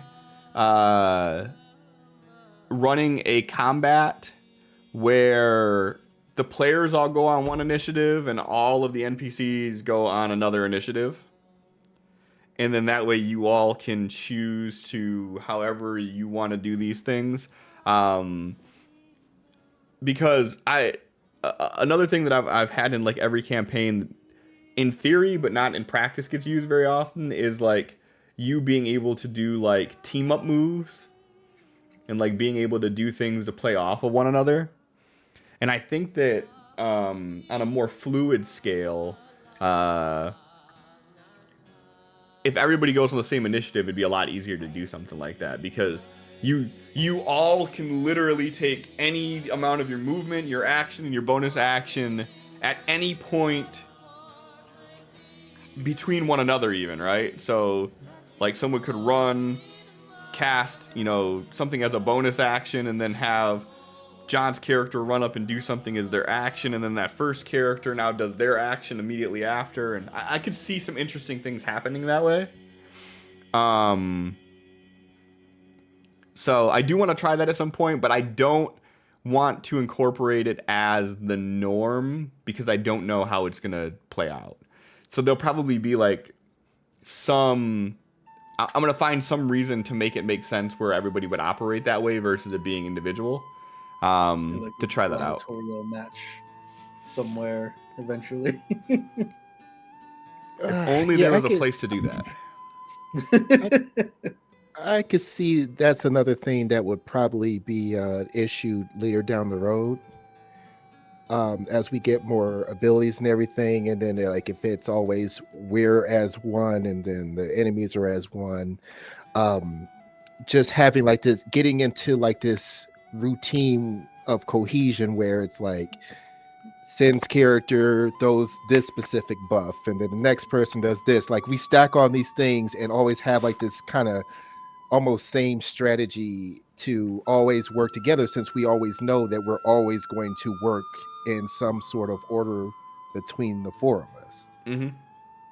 So because the base way that it's supposed to work with individual roles and everything like that adds that element of maybe I won't get a chance to get that buff from Sin before his turn comes around or something, and adds that that randomness to it. Yeah. It'd be cool if, like you said, it wasn't the norm, but it would happen like every so often, Well, that's what I was thinking. It's and kind it of like, would you know how like we did the big mix battles things up before? sometimes. Mm-hmm. So like similar concept to that. Like I wouldn't do it for every type of combat encounter, but like I could see in certain scenarios like having it go that way. Um in my mind it would be probably like it would probably be something a little bit more high stakes. Yeah, Because for bass battles, like you said, that worked great. Mm-hmm. yeah, so I'm thinking something it would be more high stake with it because the flip side to it is the NPCs are going to do the same thing. Right. So if you have NPCs that can all stack their shit up, that's going to be the same type of, you know, um, same type of power balance issues there. So like I said, I don't want to do it as a norm, but I do want to try it out. I think it'll be a fun thing.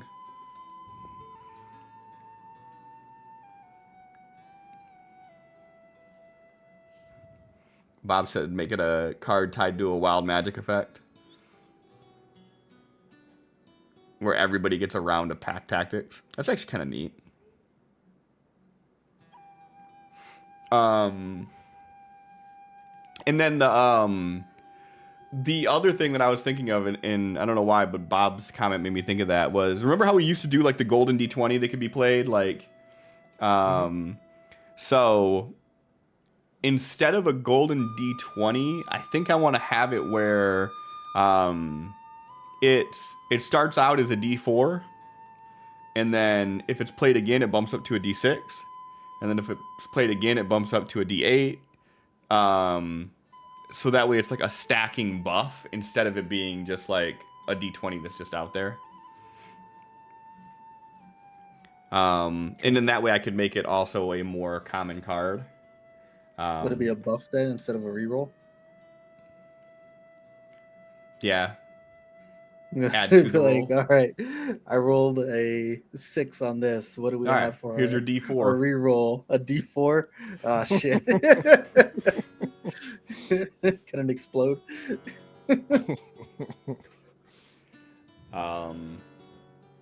Yeah. Or I mean, it could also maybe that'll be something instead of that. Instead of having like a +1 modifier, maybe we have that, and then we keep golden D20s as they were. And Adam, golden D20s were just you got to re-roll a roll.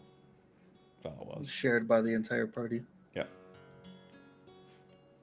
So the nice thing about that was sometimes chat gets into a cadence where like they focus on one person the entire time and no one else gets anything.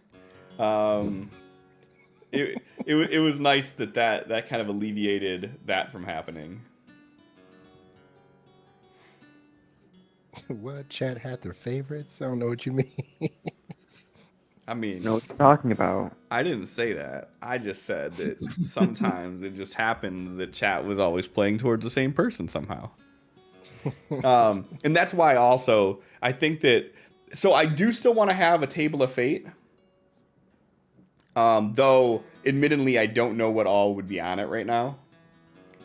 But I do still want to have a table of fate, which would be a targeted card for you. But most of the interactions are going to be like a party-wide or worldwide type interaction, not a player-specific one. So yeah, so there'll be some that are player-specific, which would be more of like the story element ones. Or if it's not player-specific, it might be you play the card and it says, a random player's flaw or a random player's ideal, something like that. I may incorporate something like that a little bit more than player specific. But Table of Fate will definitely be player specific. And Adam, and I guess anybody if they're watching that wants information on it. So Fate's always been like a theme with Amethil specifically, where Fate is not like Fate's not just an idea or a concept like it is like in our real world. Like Fate is like a corporeal being in Amethil, and Chat plays the role of an agent of Fate. So Chat is literally working on the behalf of this corporeal being of Fate, making things happen and changing the course of things. And that's where like the Table of Fate came into play. That's where the channel points, that's why they're called tokens of Fate.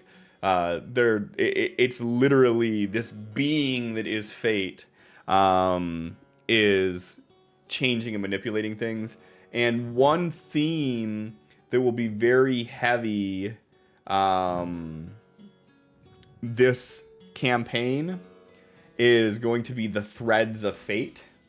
I'm not going to get into any of it tonight because that'll be for when we actually do our first session and start talking about that a little bit more. But threads of Fate will be a very big theme. And then one other thing that I wanted to talk about interaction-wise, and then I'm out of things that I wanted to talk about, is I've always had an idea to do this and never knew how to implement it. But I think I know a way to implement it now, but I wanted your all opinion on it before I flesh it out. So 1000% stole this idea from Destiny. But how Destiny has seasonal artifacts, and each artifact for the season does different things, right? I want to implement a seasonal tool. I don't know how you would put it. In effect, there would be a limited time thing that would be while this quote unquote season's going on. But instead of it being based off of a season, like every 3 months on like a schedule, it's going to change. It's going to be something that operates off of story arc. Like the crown. What's that? Like Absol's crown that he had. Kinda, but it's going to be something that would be more like it's going to affect everybody. Mm-hmm. But it's going to be based off of story arcs. So, the first arc that I have planned out, honestly, in my mind, the first arc will probably take everybody to like level 10. So for that entire arc, you would have something that would be able to give you like a boon or extra abilities that you normally wouldn't have. And then once that arc is over, then those abilities would no longer be in effect. Does that sound cool to you guys or too gamey at that point? I like it, but something like that would like make you build into the playstyle to work with the tool. And in most cases, like you can't really switch up your build once it's already built. So it's might turn into like, does this work for me for this arc?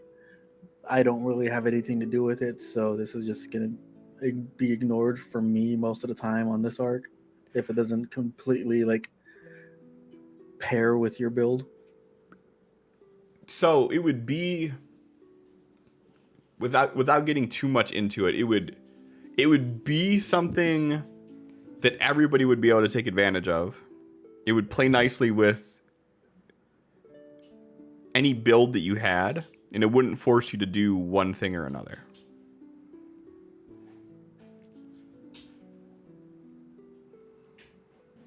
But like I said, I always have like the fear of like I don't want it to seem too gamey. Like it's not a video game.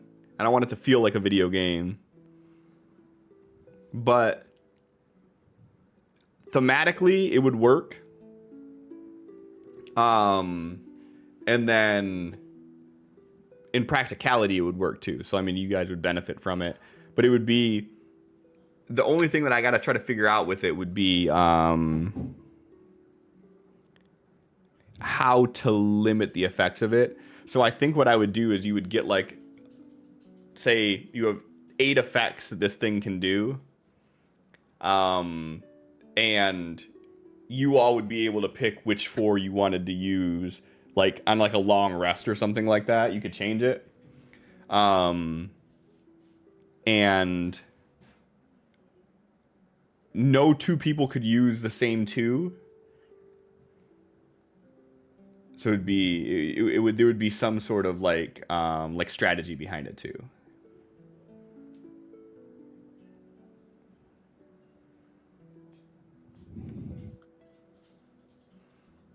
But your guys' call.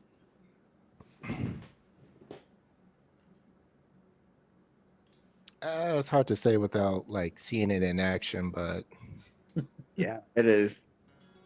That's my biggest thing. Is like I'm having a hard time picturing something like that.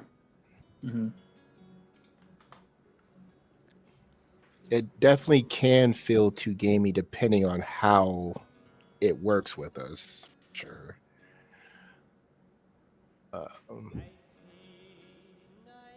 But if it seamlessly is like fitting into the story, maybe it doesn't. I don't know.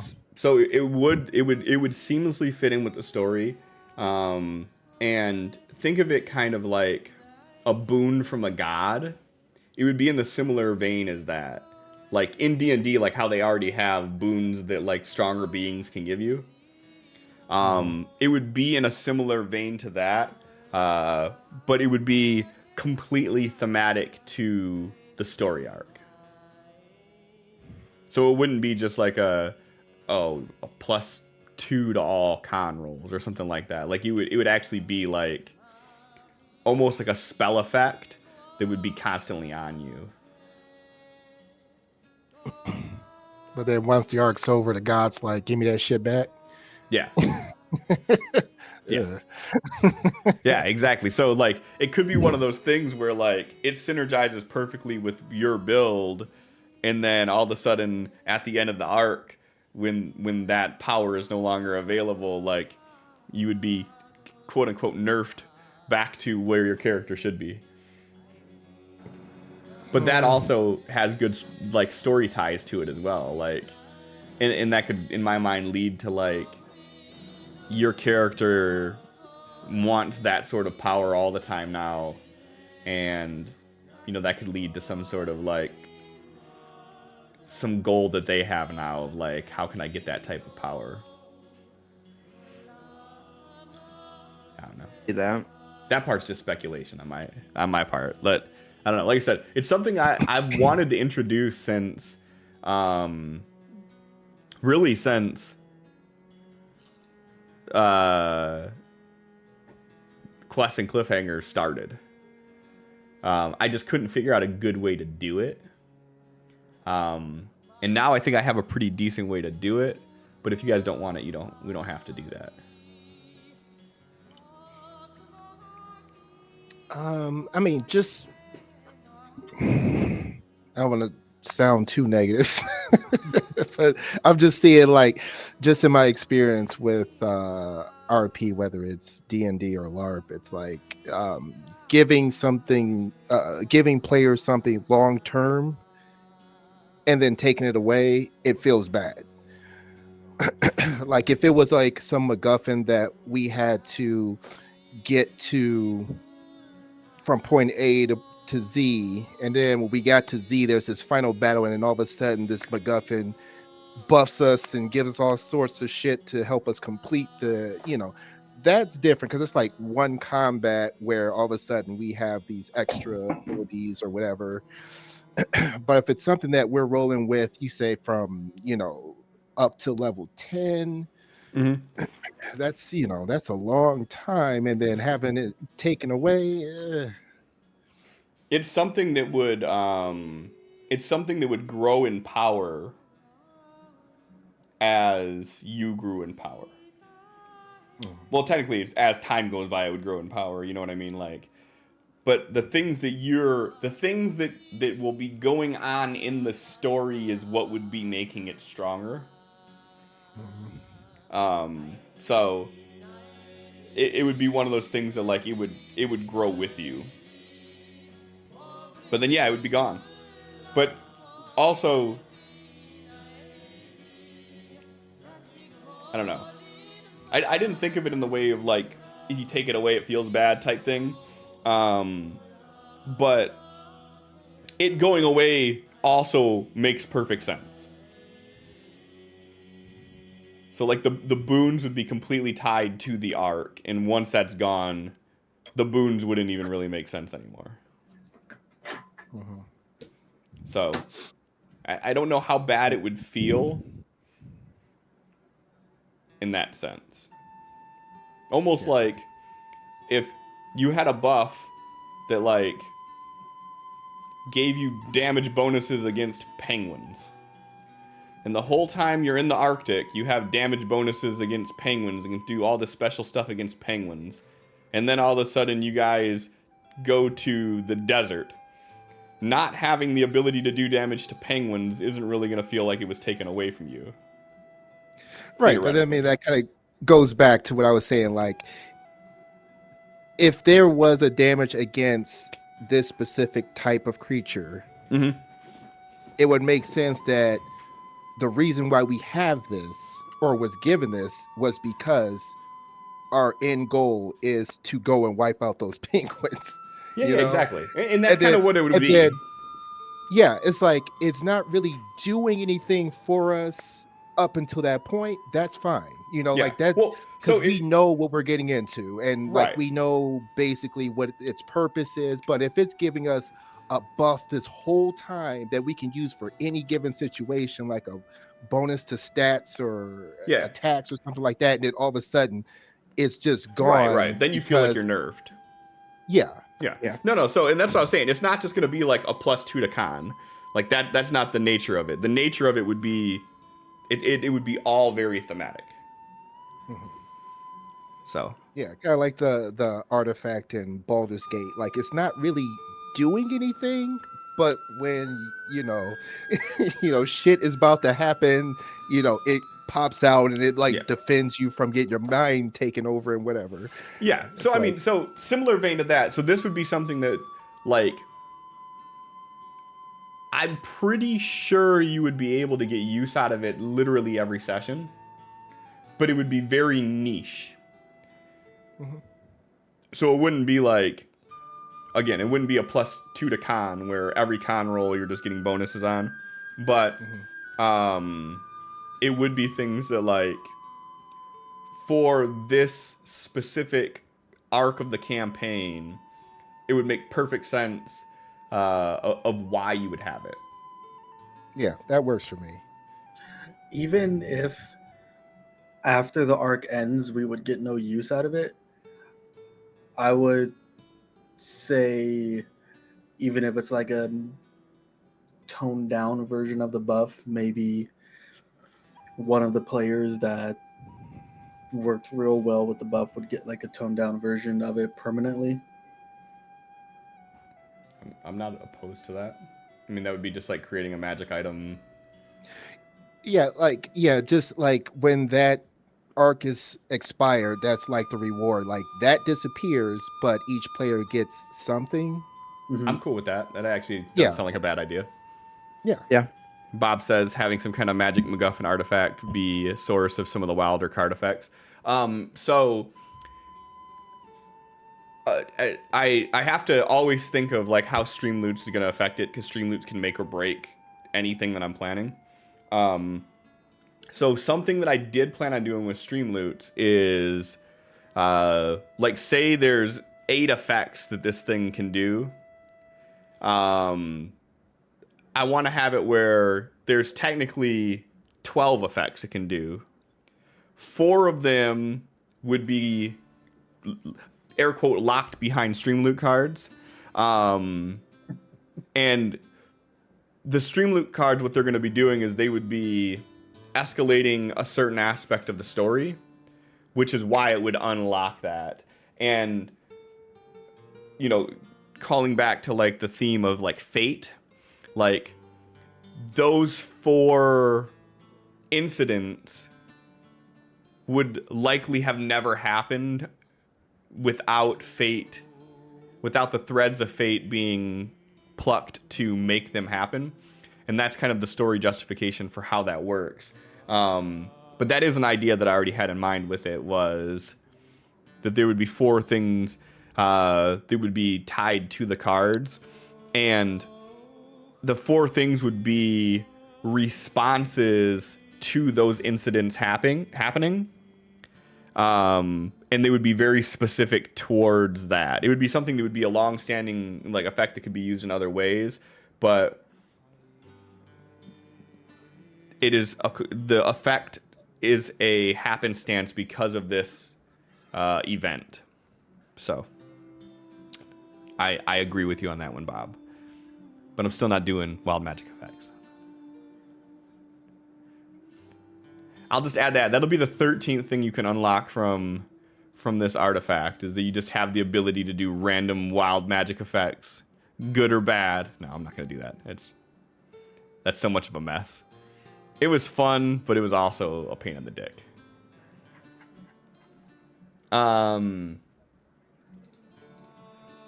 Okay, so since we got that all out of the way,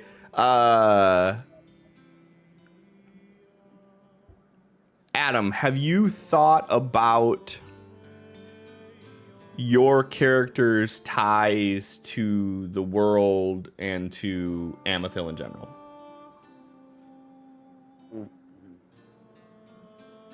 Hang on.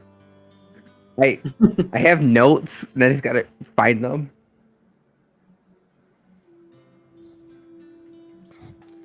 Where did they go?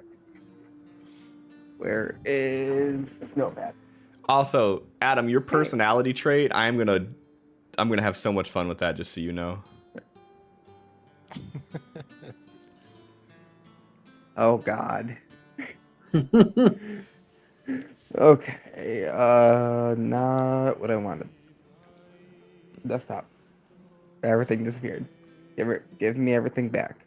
Oh, All right, so while you think about that, John, have you thought about your character, how they're tied to the world and how they're tied to Amethil? Yes. So he's from the human village that Fern. we had discussed. Yep. And I'm gonna need you to learn where you're from, though. nah, that's what notes are for. The tiniest, most out of place area on the map. Yep, Fern, little human village, and everything was all peaceful there and good because Vardrak had that their little village protected, because that was the village that his his quote unquote auntie lives. It's not related to him whatsoever, but he decided. So after he disappeared for so long and word started spreading and everything, that protection got removed after Dracarius decided to pull all of their forces inside the walls and close their gates. So with the Civil War kind of brewing, he decided, as a village, they kind of had like a meeting and decided we need to do something. We can't just sit here and stand to the side, because there's been groups that have been approaching them, and some of them more forceful than others. So he is one of the soldiers that is setting out to see what he can do to help in restoring some sort of balance to Amethil, so that his village, more than anything, can go back to peace, whatever that looks like. Um, and yeah, that's what I got so far. And he learned his training for his weapons in West Plank by a man named Flint.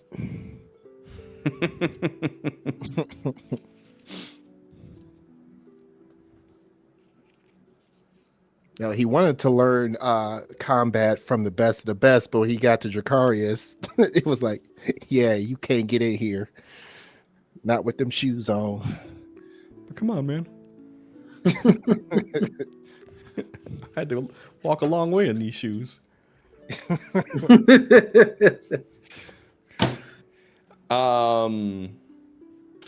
Okay, cool. So for the sake of chat, I'm not going to get too much into the story, even what the players already know. John already dropped a little bit, but I'm not going to say anything more about it. But Oops, I gave spoilers, huh? kind of, but I mean, so when we start off the first session, I have a monologue that'll go into the details, and it's actually going to reveal more details than what you guys know. So next week, hopefully, right? Everybody's internet will be working, and we'll be able to do this. But yeah, so keep in mind that, and then like obviously, not something you have to tell me or tell anybody else, but obviously think about where your allegiance lies, and think about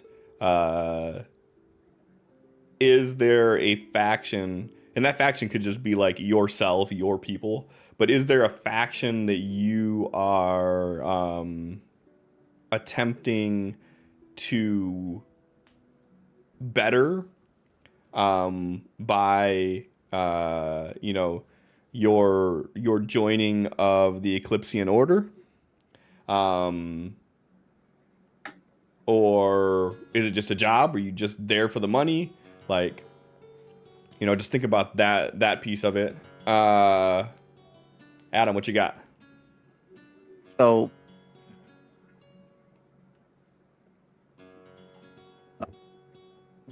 Rain, yeah, hails from the cold north near Numpton. Did I pronounce it? Yep. But due to everything that's going on, has decided to. Oh.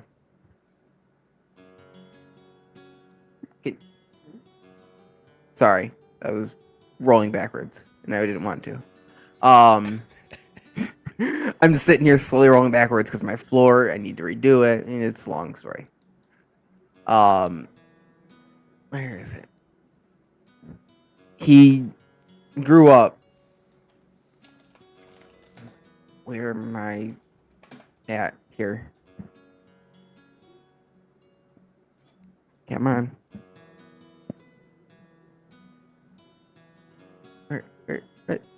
I just had it. I just had it, then I scrolled and it disappeared. I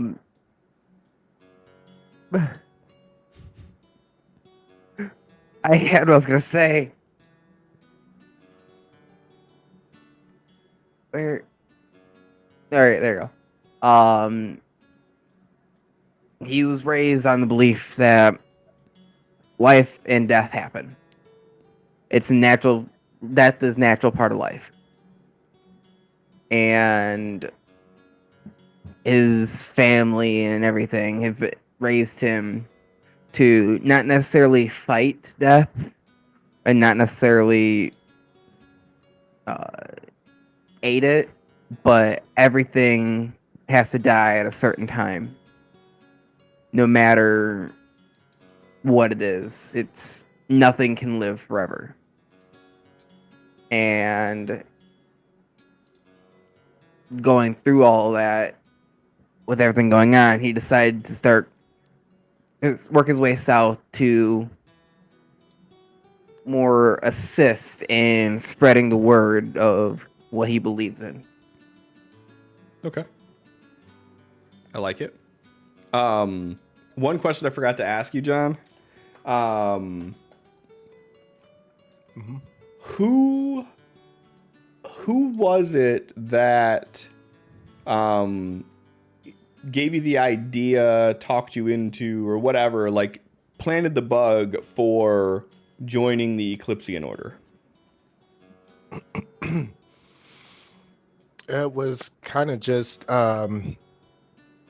after he finished weapons training in West Plank. He was like, well, what do I do to make a difference? And, through just talks around town, somebody was like, hey, this Eclipsean Order group sounds like they might be what you're looking for.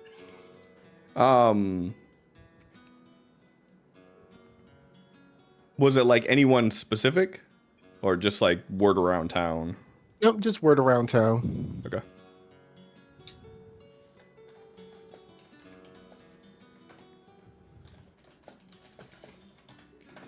Same question for you, Adam. Who was it that Thrain spoke with, that like talked them into joining the Eclipsing Order, or like how did they find out about it? Word was spreading as it does through the land, and this family heard about everything that's going on, and they came together, talked about it, talked it through, and decided that it was going to be the best path to go. His family, you said? Yes. Was there anyone like specifically who was like really for it or really against it?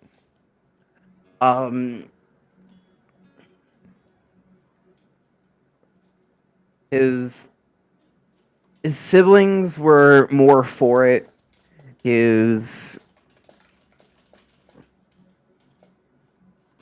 Hang on, I'm trying to, let's say, father was very against it because he was more old-fashioned and wanted things to be the way they were, but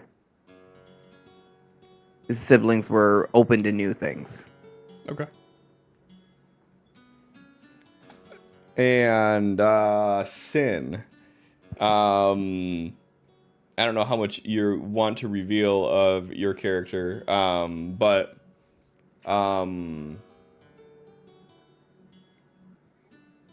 who was the one that, who or what, or that led you to joining the Eclipsing Order? So Desmond is not from Amethil. He's only been on this continent for about 5 or 6 months now. And as soon as he arrived, he was indoctrinated into the order immediately upon landing. And he actually was let in through recommendations from a group of, what are they called? A group of plague doctors that usually scout areas meaning to go to war soon. Because with war comes disease and all that. So Desmond's not completely associated with them, but did train under them for a short time, and they are the ones that recommended he join that. Okay.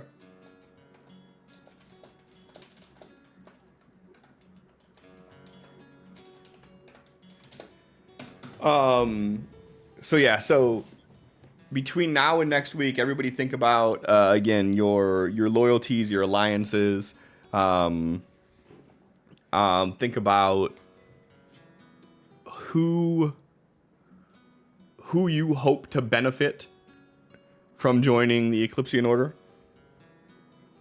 And then if you haven't already, think of your ideals and flaws. Your bonds too, if you want, but ideals and flaws are the ones that I'm most concerned with, because I definitely want to play into that a lot.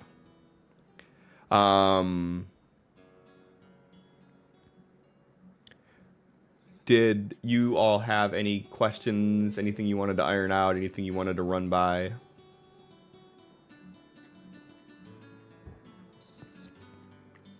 I think I need you to manually bump up my dex by 1 because my bonus feat gives me a +1 to dex and it didn't factor in. What feat did you grab? Gunner. Under abilities, yeah, Gunner. Okay, so you got that already? Mm-hmm. Nice. Means I don't gotta take that infusion.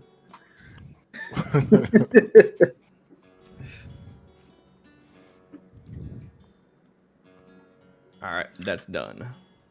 Thank you. And I'll need to like math out my inventory because it did not tick down shit as I added it.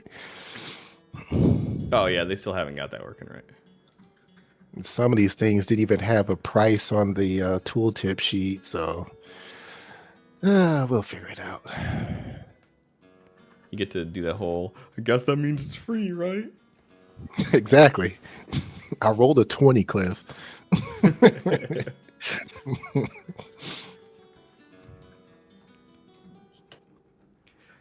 Actually, that's going to be a lot more. That's going to be a lot more prevalent this time around. What is? If you roll a 20, like it's just an outright crit success. Free horses all around. I can see that getting abused real fast. I would like to vertical jump to the moon. I mean, I'll let you crit success to that.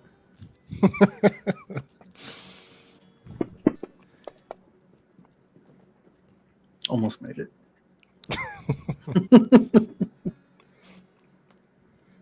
All right. Any other questions? Anything else you want to iron out? Anything you want to go over? Did you have an idea for like? Because I started like really going off of like how this human village operates and all that. Did you already have a idea for how they live or any particular In Fern? ways of life? Yeah. No. So the only thing I'll say with Fern is that obviously, back in the day, there was a lot of like Orcus worshippers that were there. Obviously because that's where Insurion's from, and all that fun stuff that happened. But I would assume that after the Orcus incident, after Vardrak took power, like I would assume that most of that has probably been fleshed out. So at this point, and how far we're 100 years or so from the last campaign, it's probably just a small fishing village. You know what I mean? Like they're That's what I figured. they're mostly self-sustained. Like they get their food from the waters or from foraging in the nearby woods. But other than that, I mean, you have free reign. Okay. Grog, they're gonna be starting out at 1. Fresh-faced little babies. And then the other thing too, obviously, and we can pull this into the group chat, but like I said before, everybody already knows each other. You're not best friends. You might not know every little detail about it, but everybody here is aware of everybody else. Whatever connections or bonds or anything that you've made with one another, just let me know. I'm cool with that. You guys could be as intimate or as foreign from one another as you want. but at the bare minimum, you all know each other exists. And again, I'm going to go off the assumption that you guys have probably been on approximately 3 jobs together. And refresher, the Eclipsean Order was a group that was put together after the Orcus incident. Their initial goal was basically to try to keep Amethil safe from like otherworldly beings. But there was a long enough period where that really wasn't that big of a concern. And instead of disbanding, they started to shift their focus into being more like peacekeepers throughout the lands. So they don't typically follow one practice or another.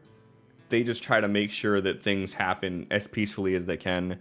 And if things do escalate, they make sure they escalate with some degree of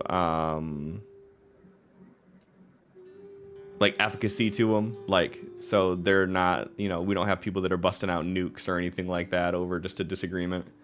So that's typically what they do right now. So, but their tenets above all else are to keep the land safe from otherworldly beings, and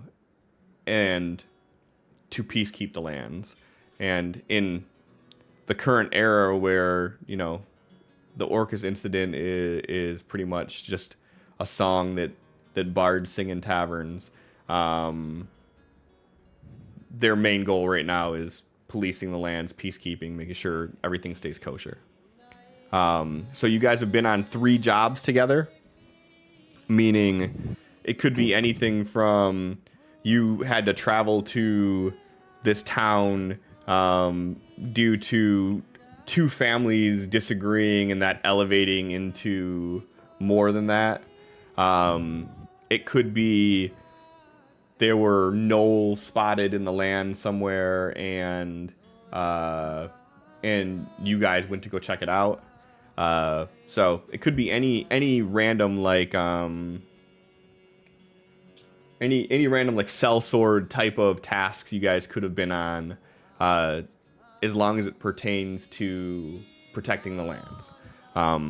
So we'll discuss more in chat as far as what those specifics were. If you all want to, we can flesh that out so you have something to call back to in your dialogue with one another and whatnot. But again, I want it to be established that you all know each other. How well you know each other, how well you like each other, I don't give a fuck. That's all up to you. Just the fact that you do know each other.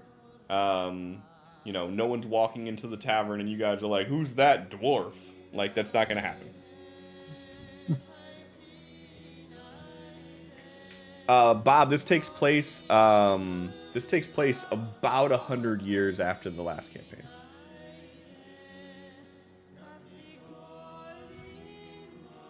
Give or take. The timeline's a little bit loosey-goosey.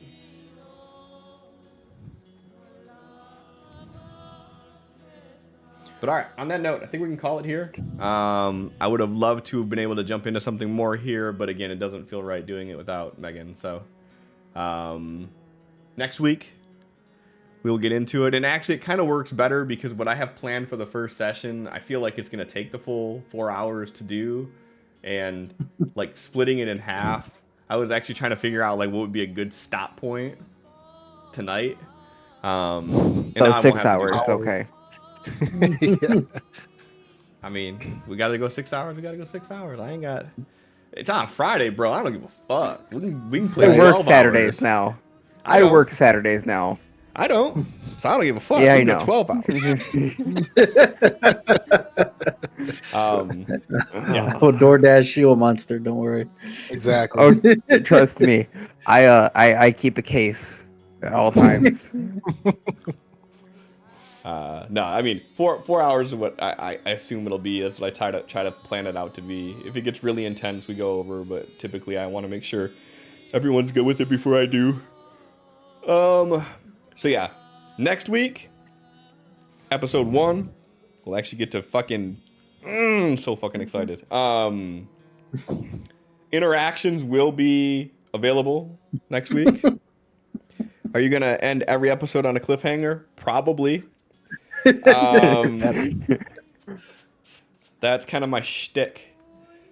It makes it more interesting. What I've actually want to do is I want to make sure that the cliffhangers are more impactful this time, because there's been more than a few times where it's like, what was the cliffhanger again? No. We ain't gonna have none of that shit. Hey, I'll be dropping I remember. bombs. I remember a few good ones from Savage Worlds. I remember a few good ones. I can't recall them specifically, but I can just remember there were a few good ones. From over there.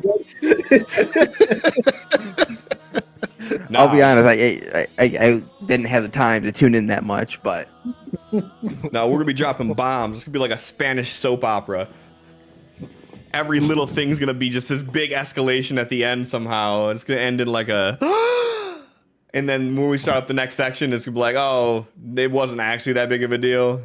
It was just taken out of context. It's gonna be just like a Spanish soap opera every fucking time. Everyone's in a coma. That's right. Exactly. Wins the beach episode, episode 6. We got to keep Sin's character away from the water, though. Yes. Only in the last 6 episodes. I'm holding you to that. Remind me. We'll make it happen. Yeah. All right, cool. On that note, thank you all for doing this. I apologize that we couldn't do a formal session, but I'm glad we got this part out of the way. I will grab Megan at some point between now and Friday and get it made, the character made, and get their ideals, flaws, and their connection to the world. And then next week, expect lore. Expect John to cuss me out at least 3 times. Minimum. 3. Okay. Minimum. And anybody who has vested interest in the story so far, you're gonna love what happens. So that's all I got. That's my cliffhanger. Next week, shit will happen. Promise. Assuming everybody's shit's working. I can't make promises outside of my control, so that's the best I can do. If everybody's shit's working, I promise that it'll happen. But yeah, cool. Thanks for hanging out, everybody. Have a good night.